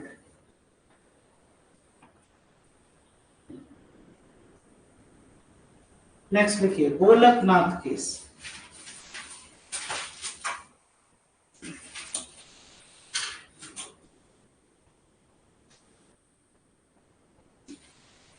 Golaknath case 1965. In this case,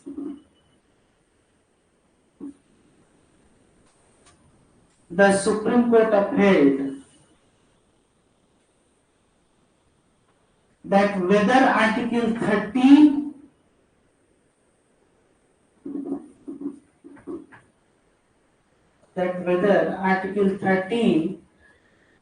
the definition of law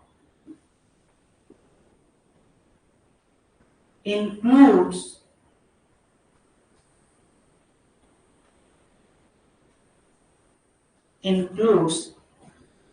Article 368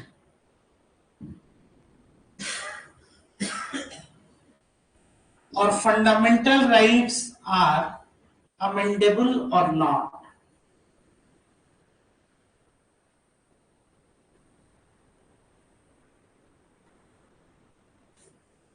ठीक है, the Supreme Court upheld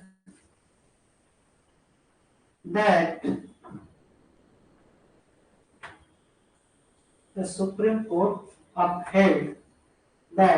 fundamental rights could not be amended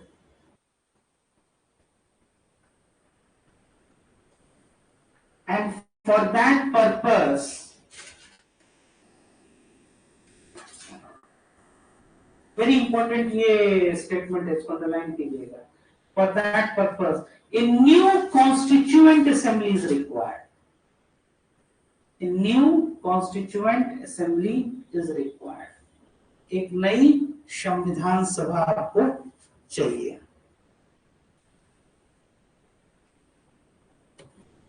Also stated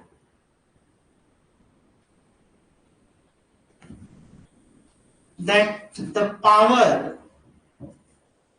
under Article 368 gives procedure to amend the Constitution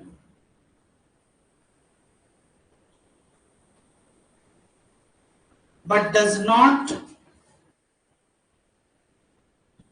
confer Parliament the power to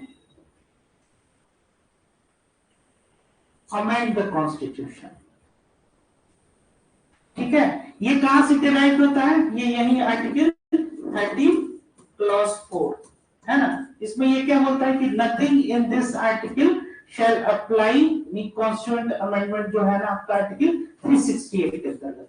तो अब ये इसमें क्या बात आ गई जो गोरखनाथ केस है, इसको ध्यान से पढ़िए कि फंडामेंटल राइट्स को आप अमेंड नहीं कर सकते हैं और करने के लिए एक नए संविधान सभा की जरूरत पड़ेगी. New constituent assembly is required. ये तब तक पोजीशन था 1965 तक. क्लियर हो गया. और 1965 का थोड़ा सा आप लोग हिस्ट्री याद कीजिए. ये कौन सा दौर था? हाँ, ये वॉर जो है इस समय ये चल रहा था. ठीक है. और 60 क्या था जो बेरूबाई केस था 1960 और 62 65 जो है इस बीच में एक चाइना वॉर भी था. और कौन सा? ये आपका पाकिस्तान से भी एक वॉर हुआ था. ठीक है. तो अब ये जो कॉन्स्टिट्यूशनल जो डेवलपमेंट भी जो हुआ है ना, इनका जो कंटेम्पररी जो उस समय जो समकालीन जो आपका विश्व में या तो जो भी जैसे राजनीतिक जो परिदृश्य बनते हैं या और भी आपका इसका इस पर बहुत प्रभाव पड़ता है. समझ में आया? एक आगे आप लोग पढ़िएगा उसमें डॉक्ट्राइन ऑफ पोस्टपोनमेंट भी कहते हैं कि जब भी अगर कोई जजमेंट या इस तरह से जब नॉर्मली ये दिया जाता है तो उसमें जो जजेज हैं इनको ये इनसे दूर रखा जाता है कि जैसे कि समाज में मान लीजिए मीडिया में क्या न्यूज हो रहा है या फिर ऐसे, इसलिए दूर रखा जाता है क्योंकि इसमें देर इज ए चांस कि आप क्या हो जाए. हाँ, उस पे तब शायद आप जो उस तरह से नहीं पता नहीं. चलिए नेक्स्ट. तो इसमें न्यू कॉन्स्टिट्यूएंट असेंबली जो है वो क्या चाहिए, वो रिक्वायर्ड है. इसके लिए नेक्स्ट लिखिए Keshavananda Bharati case 1973.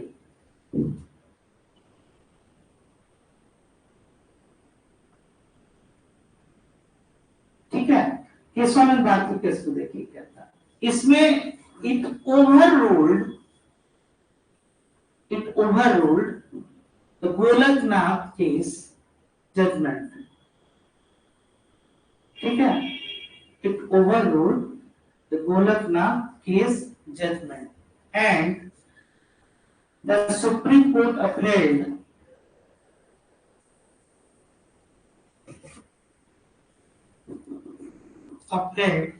that Parliament can amend any part of the Constitution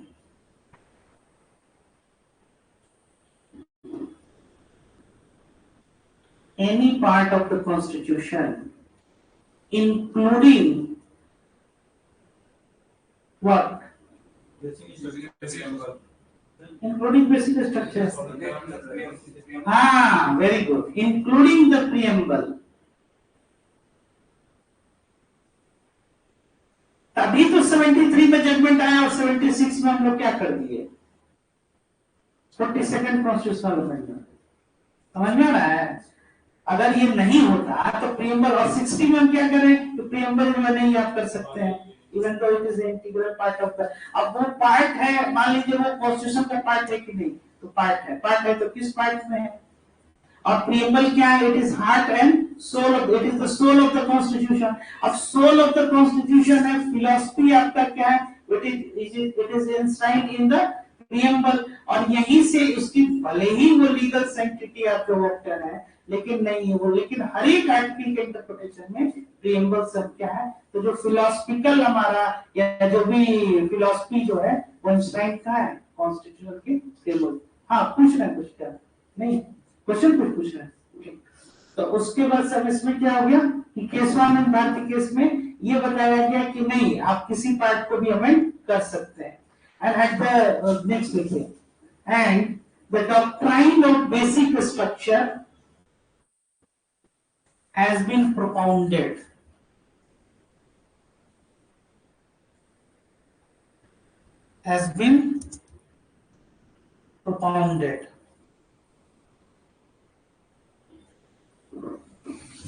ठीक है, and could not be abrogated even by constitutional amendment, even by constitutional amendment. The decision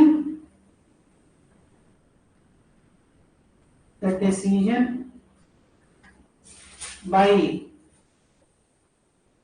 7:6 मतलब कि 7 जो जजेस थे 7 ने हाँ कहा 6 ने ठीक है, पहले टाई हो रहा था पहले जो था इवन में ही जज बैठते थे। इवन में नहीं, हमेशा जो है जब भी इस तरह की ज्यूरी बैठेगी वो क्या करेगी वो आपका बता रहा है क्या ऑड में ही रहता है, ऑड में ही रखते हैं उसमें। टाई इन सेंस की जैसे कि पहले लेवल तो कई बेंचेज इस पर बैठा तो उसके बाद से फिर एक और उसमें आया तो 6 फिर उसके बाद से जस्टिस सिकरी जो थे वो क्या किए वो इस पे पेपर में तो 7:6 उसी में एक ये थे जस्टिस एचएम सीराभाई है ना, उसके पहले ये उस पर कई बहुत सारे जजेस हैं, इसकी जब आप स्टोरी को बताएंगे देखिए। तो अब इसमें जस्टिस एचएम सीराभाई दो लोग थे, वो ये कह रहे थे कि मतलब उनकी जो एडवोकेसी थी वो लोग इसकी वकालत कर रहे थे कि पार्लियामेंट को आप सुप्रीम पावर दीजिए, पार्लियामेंट को सुप्रीम पावर दीजिए कि ये कुछ भी जो है वो क्या करे अमेंड कर सकता है। ठीक है, तो अब ये है कि जो 24 अप्रैल 1973 को जो बेसिक स्ट्रक्चर का जो डिसीजन लिया गया, अब इसमें दोनों पक्ष के लोग हैं। अब एक जो पक्ष है वो ये कहता है, आप इसको समझिए, इसको फंडामेंटल राइट्स जो है ये केस भी कहते हैं।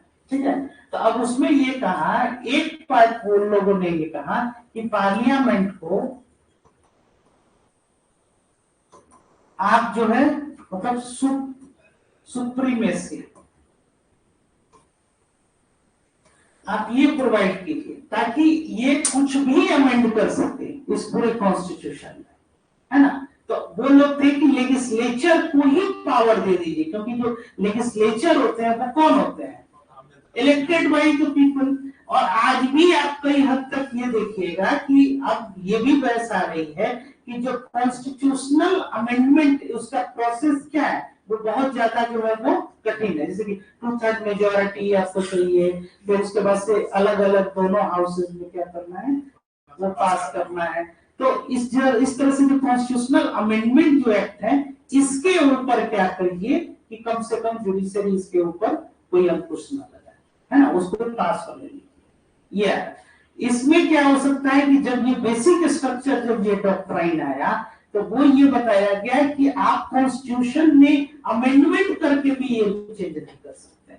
तो आप देखिए यहीं पे क्या आया कि एक तरफ आपने क्या किया, लेजिस्लेचर के पास आप कह रहे हैं कि एक्सट्रीम पावर दे दीजिए, सुप्रीमेसी ऑफ पार्लियामेंट जो आपके, तो सुप्रीमेसी ऑफ पार्लियामेंट एक तरफ अगर हम लोग दे देते हैं, बहुत ज्यादा अगर मान लीजिए देते हैं, तो जो हमारा जो बेसिक्स जो चेक्स एंड बैलेंसेस का है, तो गवर्नमेंट के जो 3 ऑर्गन है, लेजिस्लेचर क्या हो जाएगा वो, अब कल होके मान लीजिए कि अगर सुपर मेजोरिटी या कुछ ऐसी कोई गवर्नमेंट अगर आ जाती है, तो वो क्या करेगी, वो इस तरह के अमेंडमेंट वो करेगी और उसके बाद से वो सब पे क्या करेगी, नियंत्रण करेगी। तो हम लोग का जो बेसिक कॉन्स्टिट्यूशन फर्स्ट लेक्चर आप लोग याद कीजिए, it limits the power of the government.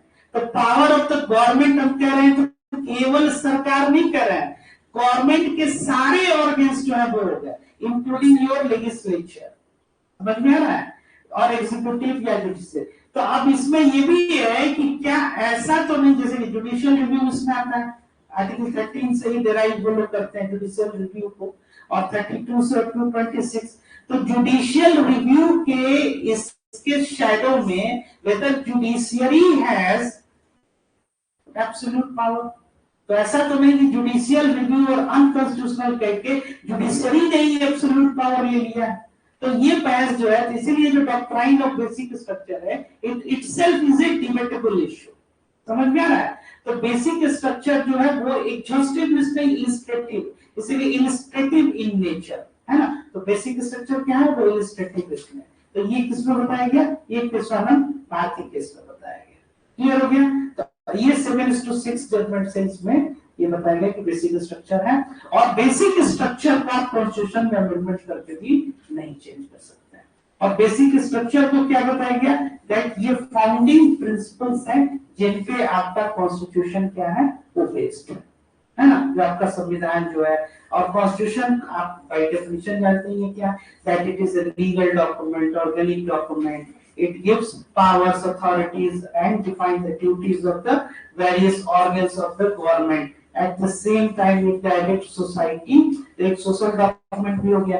तो ये सब कुछ को क्या करेगा, ये लिमिट, तो कॉन्स्टिट्यूशन को आप क्या कर सकते हैं, नहीं, उसके बेसिक प्रिंसिपल्स को, यही बेसिक स्ट्रक्चर होता है।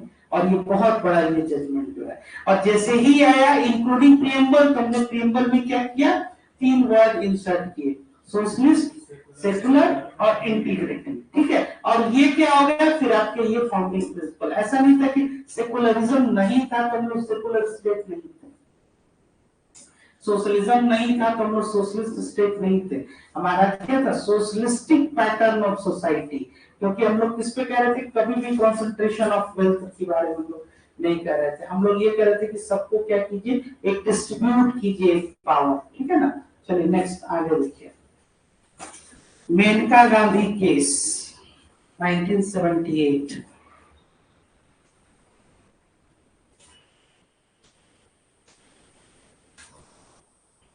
A main issue in this case,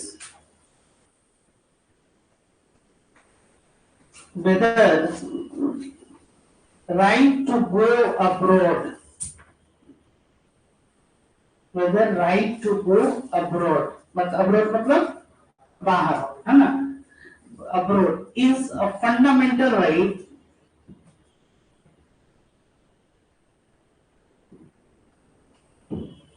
and the personal liberty or not?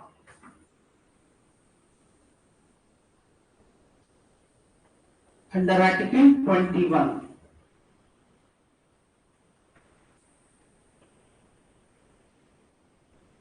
ठीक है, इसमें ये क्या पूछा गया, क्या बताया गया है मेनका गांधी केस में कि जो आपका विदेश जाने का जो अधिकार है ये क्या आर्टिकल 21 से जोड़ा गया, इसको आर्टिकल 19 से क्यों नहीं जोड़ा गया? कोई बताएगा? थोड़ा सा अगर यही पे क्वेश्चन अगर क्रिएट करना हो तो वो यही क्वेश्चन क्रिएट किया जाएगा और आप बहुत आसानी से इसको गलती कर सकते हैं।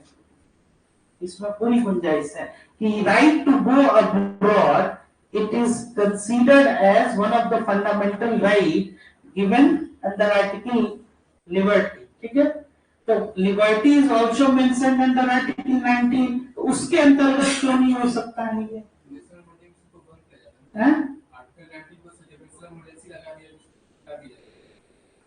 ठीक है, वो एक्सेप्टेड है, लेकिन ये 19 के अंतर्गत क्यों नहीं है? Excellent answer, very good. All the citizens shall have right freely move. आपको कहा within the territory of India, ये right to go abroad की बात कर रहा है, समझ में आ रहा है? जो आर्टिकल 19 है वो कहाँ तक डिफाइंड है? सब भूल गए क्या आप लोग? और सिटीजन्स को क्या क्या मिला है राइट्स?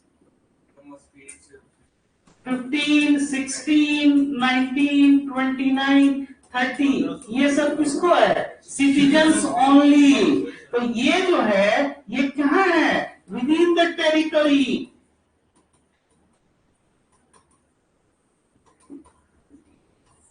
सब डुबा दीजिएगा आप लोग एग्जाम में, हाँ समझ में आया? लिबर्टी इसमें भी है, लिबर्टी 21 में भी है, लेकिन यही से क्वेश्चन फ्रेम किया जाता है, बहुत ज्यादा एक्स्ट्रा ऑर्डिनरी और इनडेप्थ नहीं। इसी में क्या है, स्मार्टनेस के साथ आपका बस आपकी अंडरस्टैंडिंग बस समझी जाती देखी जाती है कि आप कितने उसको समझे हैं, उस चीज को, कॉन्सेप्ट को, है ना समझ में? जो फर्स्ट जो आपका राउंड है ना, प्रिलिमिनरी राउंड, वो क्या रिएक्शन रिकॉग्नाइज, मतलब आप रिएक्ट कितना कर रहे हैं, कितना रिकॉग्नाइज। उसमें प्रीलिम या एमसीक्यूज जो क्वेश्चंस होते हैं उसका सबसे एडवांटेज ये कि आंसर आपके सामने होता है।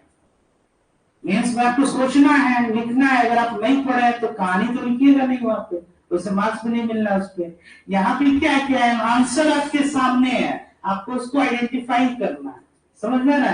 तो अब उसमें ये कि ये यहीं पे क्वेश्चन की लिबर्टी उसके, तो ऐसा तो कभी हम सोचे ही नहीं पढ़ाई के समय।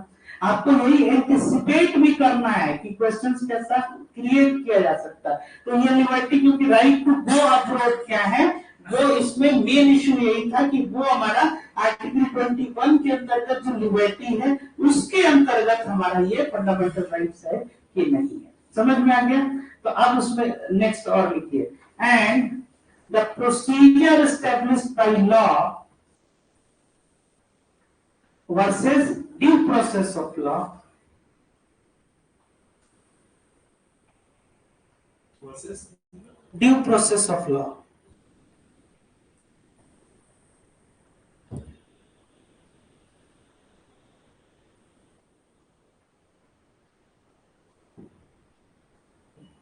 ड्यू प्रोसेस ऑफ लॉ, ठीक है? तो अब इसमें ये लिखिए कि mayor following the procedure, mayor MERE, हाँ, mayor following the procedure is not sufficient and necessary condition.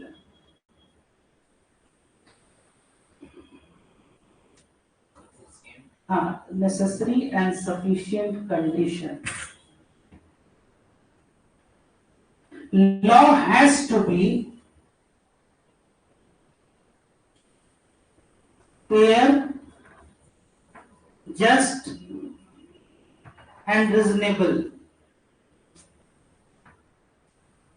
ठीक है? तो अब एक इक्वेशन के तौर पे आप लोग चाहे तो ये लिख सकते हैं कि ड्यू प्रोसेस ऑफ लॉ क्या हो गया। इस साल 2023 प्रीलिम में क्वेश्चन था ये, ड्यू प्रोसेस ऑफ लॉ क्या होता है। तो ड्यू प्रोसेस ऑफ लॉ क्या हो जाएगा, तो procedure established by law plus fair, just and reasonable जो है। तो लॉ केवल आप प्रोसीजर फॉलो कर लीजिए इससे नहीं होगा, वो क्या होना चाहिए, रीजनेबल होना चाहिए, फेयर होना चाहिए और जस्ट होना चाहिए।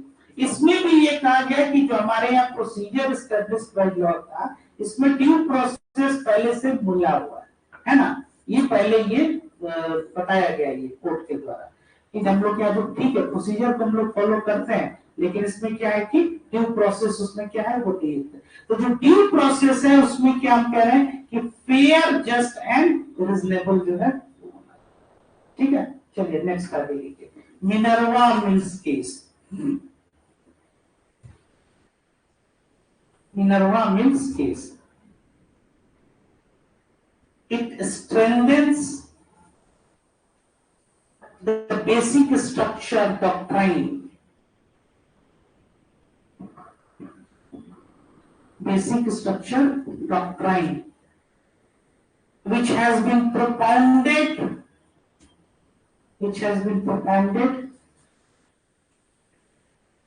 in Keswanand Bharti case.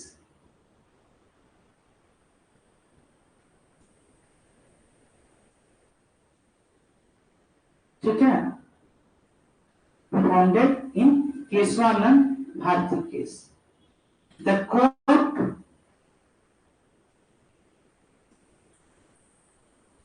court fortifies that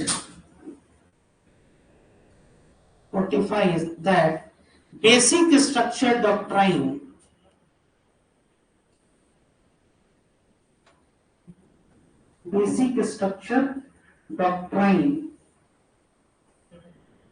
is an illustrative one. Illustrative, विवरणात्मक हिंदी हो गई, ILLUSTRATIVE, illustrative one, and it is not that the parliament,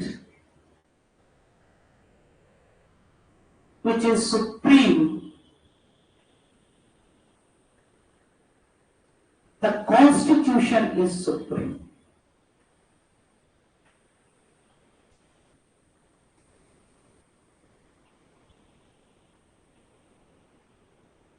Constitution is supreme.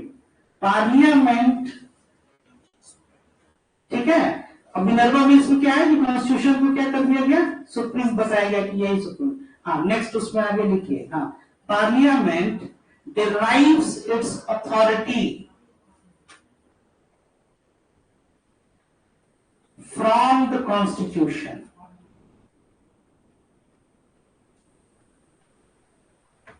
From the constitution.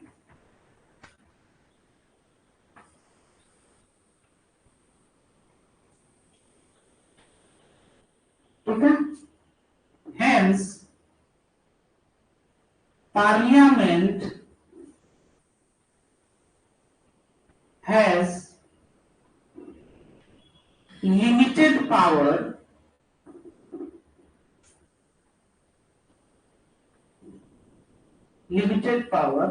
in this regard. किस regard में, constitution को amend करने के regard में, in this regard, ठीक है। Parliament with its limited power, Parliament with its limited power cannot grant itself unlimited power. समझ में आ रहा है? इसमें ये कहा जा रहा है कि पहले कि पार्लियामेंट को जो है अथॉरिटी कहां से मिलता है, कॉन्स्टिट्यूशन से, ठीक है। और कॉन्स्टिट्यूशन को यहाँ क्या कहा गया, सुप्रीम कहा गया। कॉन्स्टिट्यूशन सुप्रीम हो गया। अब कॉन्स्टिट्यूशन सुप्रीम है तो कॉन्स्टिट्यूशन में अमेंडमेंट करके वो कॉन्स्टिट्यूशन को किसी भी लिमिट तक नहीं अमेंड कर सकता है।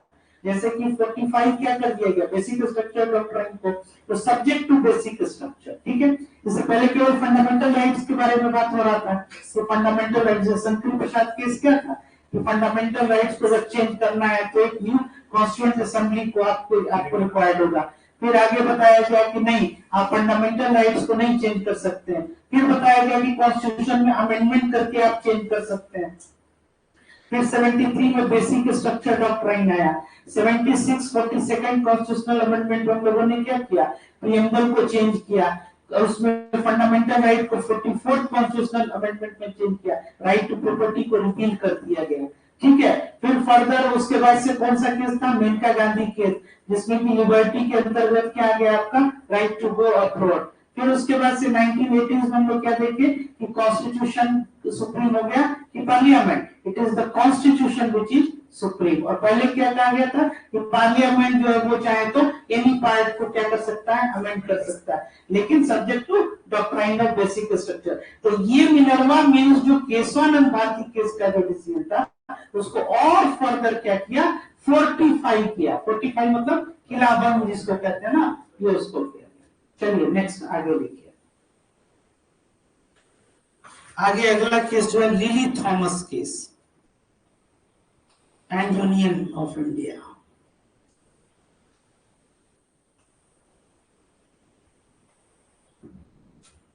दिस जजमेंट इंट्रोड्यूस्ड, नोटा जानते हैं आप लोग, क्या होता है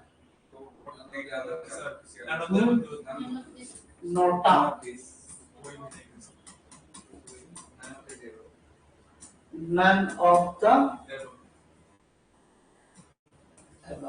नोटा को इंट्रोड्यूस किया गया।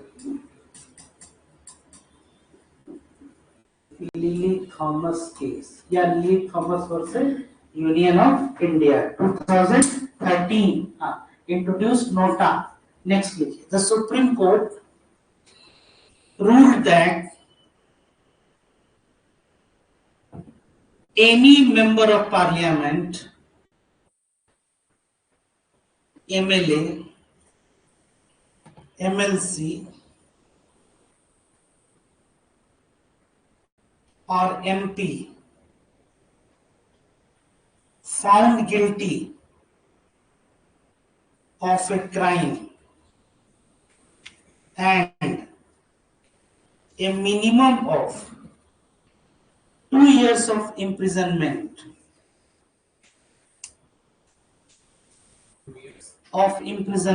would cease to be a member of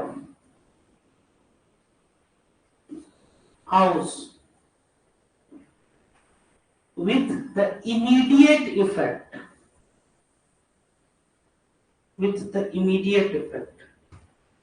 ठीक है, तो नोटा को इंट्रोड्यूस कर दिया गया और क्या बता दिया गया कि आपको इमीडिएट इफेक्ट से अगर 2 वर्ष तक आपकी अगर सजा हो गई तो आप ये कौन सा केस बताता है, लिली थॉमस केस, ये 2013 का ये केस है। अब यहीं पे समझिए कि इसके पहले इस तरह का कोई केस नहीं था, तो नहीं था तो इन लोगों की इम्यूनिटी भी मिल गई। अब ये प्रेजेंट केस है, समझ में आ रहा है? तो ये क्या हो गया, एक तरह का इसी को कहते हैं कि लैंडमार्क जजमेंट है ना। तो 13 के बाद आप बहुत सारा केस देखे होंगे। ठीक है, चलिए नेक्स्ट आगे। National legal services authority and union of India 2014, NALSA जिसको बोलते हैं, national legal services authority and union of India 2014। इसमें लिखिए, recognition of transgender person as a third gender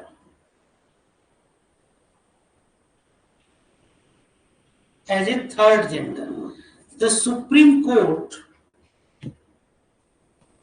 also introduced and instructed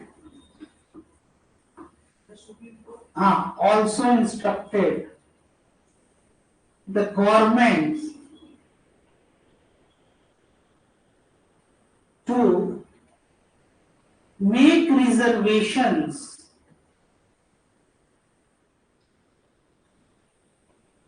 in the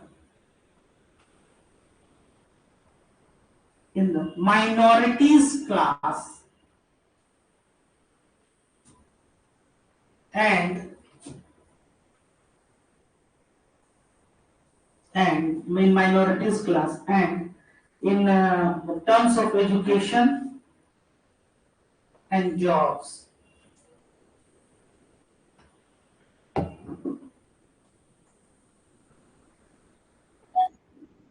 क्या है? National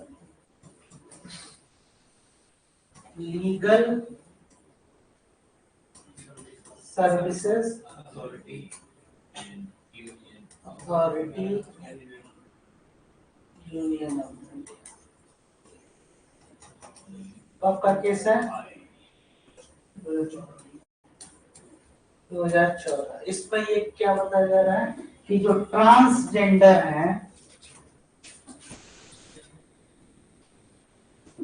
इनको क्या बताना है? इनको थर्ड जेंडर जो है इसके अंतर्गत, और इनके लिए रिजर्वेशन जो है ये आपको इंश्योर करना है for the purpose of education and jobs. ये इंस्ट्रक्ट किया गया है सुप्रीम कोर्ट के द्वारा। इससे पहले कौन सा जेंडर है? किसमें? नहीं, इनके पहले ये नहीं, उसके पहले ये होता था कि ये जो क्लेम करें विद मेडिकल, जैसे उसमें ये होता था कि 60% अगर मान लीजिए कि इनमें ऐसा जो है कि वो मेल वाला कैरेक्टर है और 40% अदर, और अगर वो इंश्योर कर रहे हैं कि 60% के लिए इनको मेल वाला है तो मेल, तो अब इनको एक अदर करके एक ऑप्शंस जो है उसमें। ठीक है, चलिए नेक्स्ट आगे। जैसे माइनॉरिटी क्लास है, माइनॉरिटी हाँ, इनको जैसे कि माइनॉरिटीज के तौर पे इनको ट्रीट करना, ठीक है ना? तो ये बताया गया कि जैसे कि नॉर्मली कॉन्स्टिट्यूशन क्या होता है लिंग्विस्टिक माइनॉरिटीज के केस में, और उसमें भी माइनॉरिटीज को क्या है, कुछ राइट्स हैं कि अगर मान लीजिए वो अपना एजुकेशनल इंस्टीट्यूशंस जो है या अगर कल्चर को प्रिजर्व कर रहे हैं, अपने स्क्रिप्ट को प्रिजर्व कर रहे हैं, तो उसके लिए उनको क्या है एक अलग से एक स्टेट जो है वो प्रोटेक्ट उसको भी करना, ठीक है? तो लिंग्विस्टिक माइनॉरिटी, तो इनको माइनॉरिटीज के अंदर रखना, ये अल्पसंख्यक है ऐसे इनको। नेक्स्ट आगे, Shayara Bano case.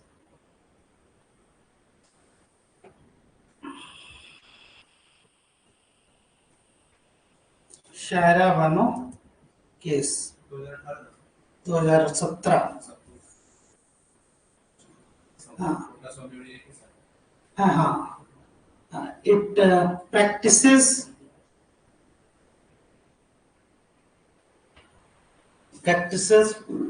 of instant triple talaq declared unconstitutional and void। ठीक है,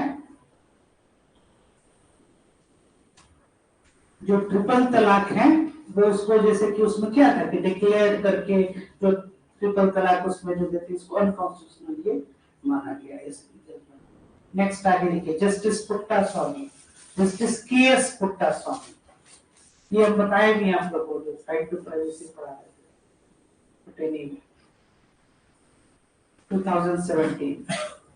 राइट टू प्राइवेसी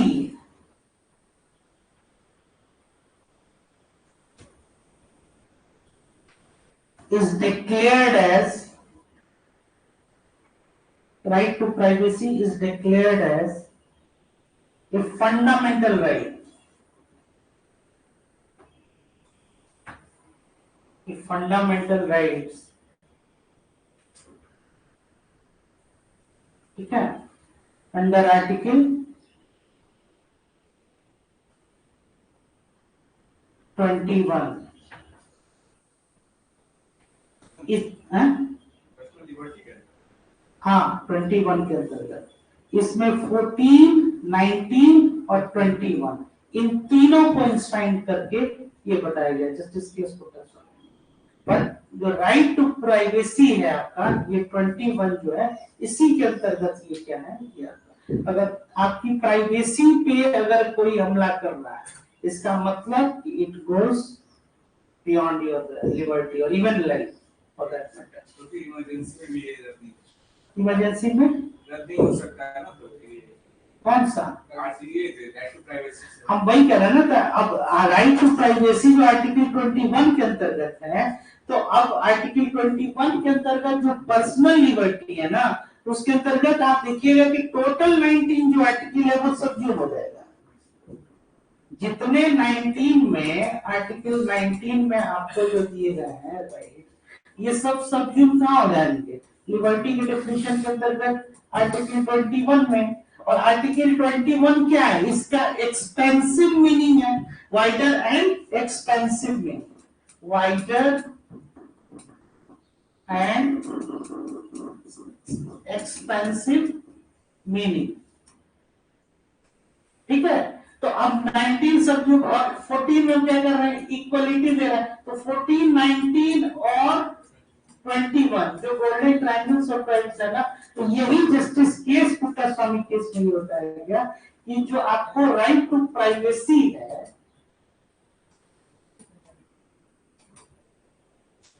वो क्या है, इनके अंतर्गत आपको जो है ये राइट टू प्राइवेसी दे दिया जाए।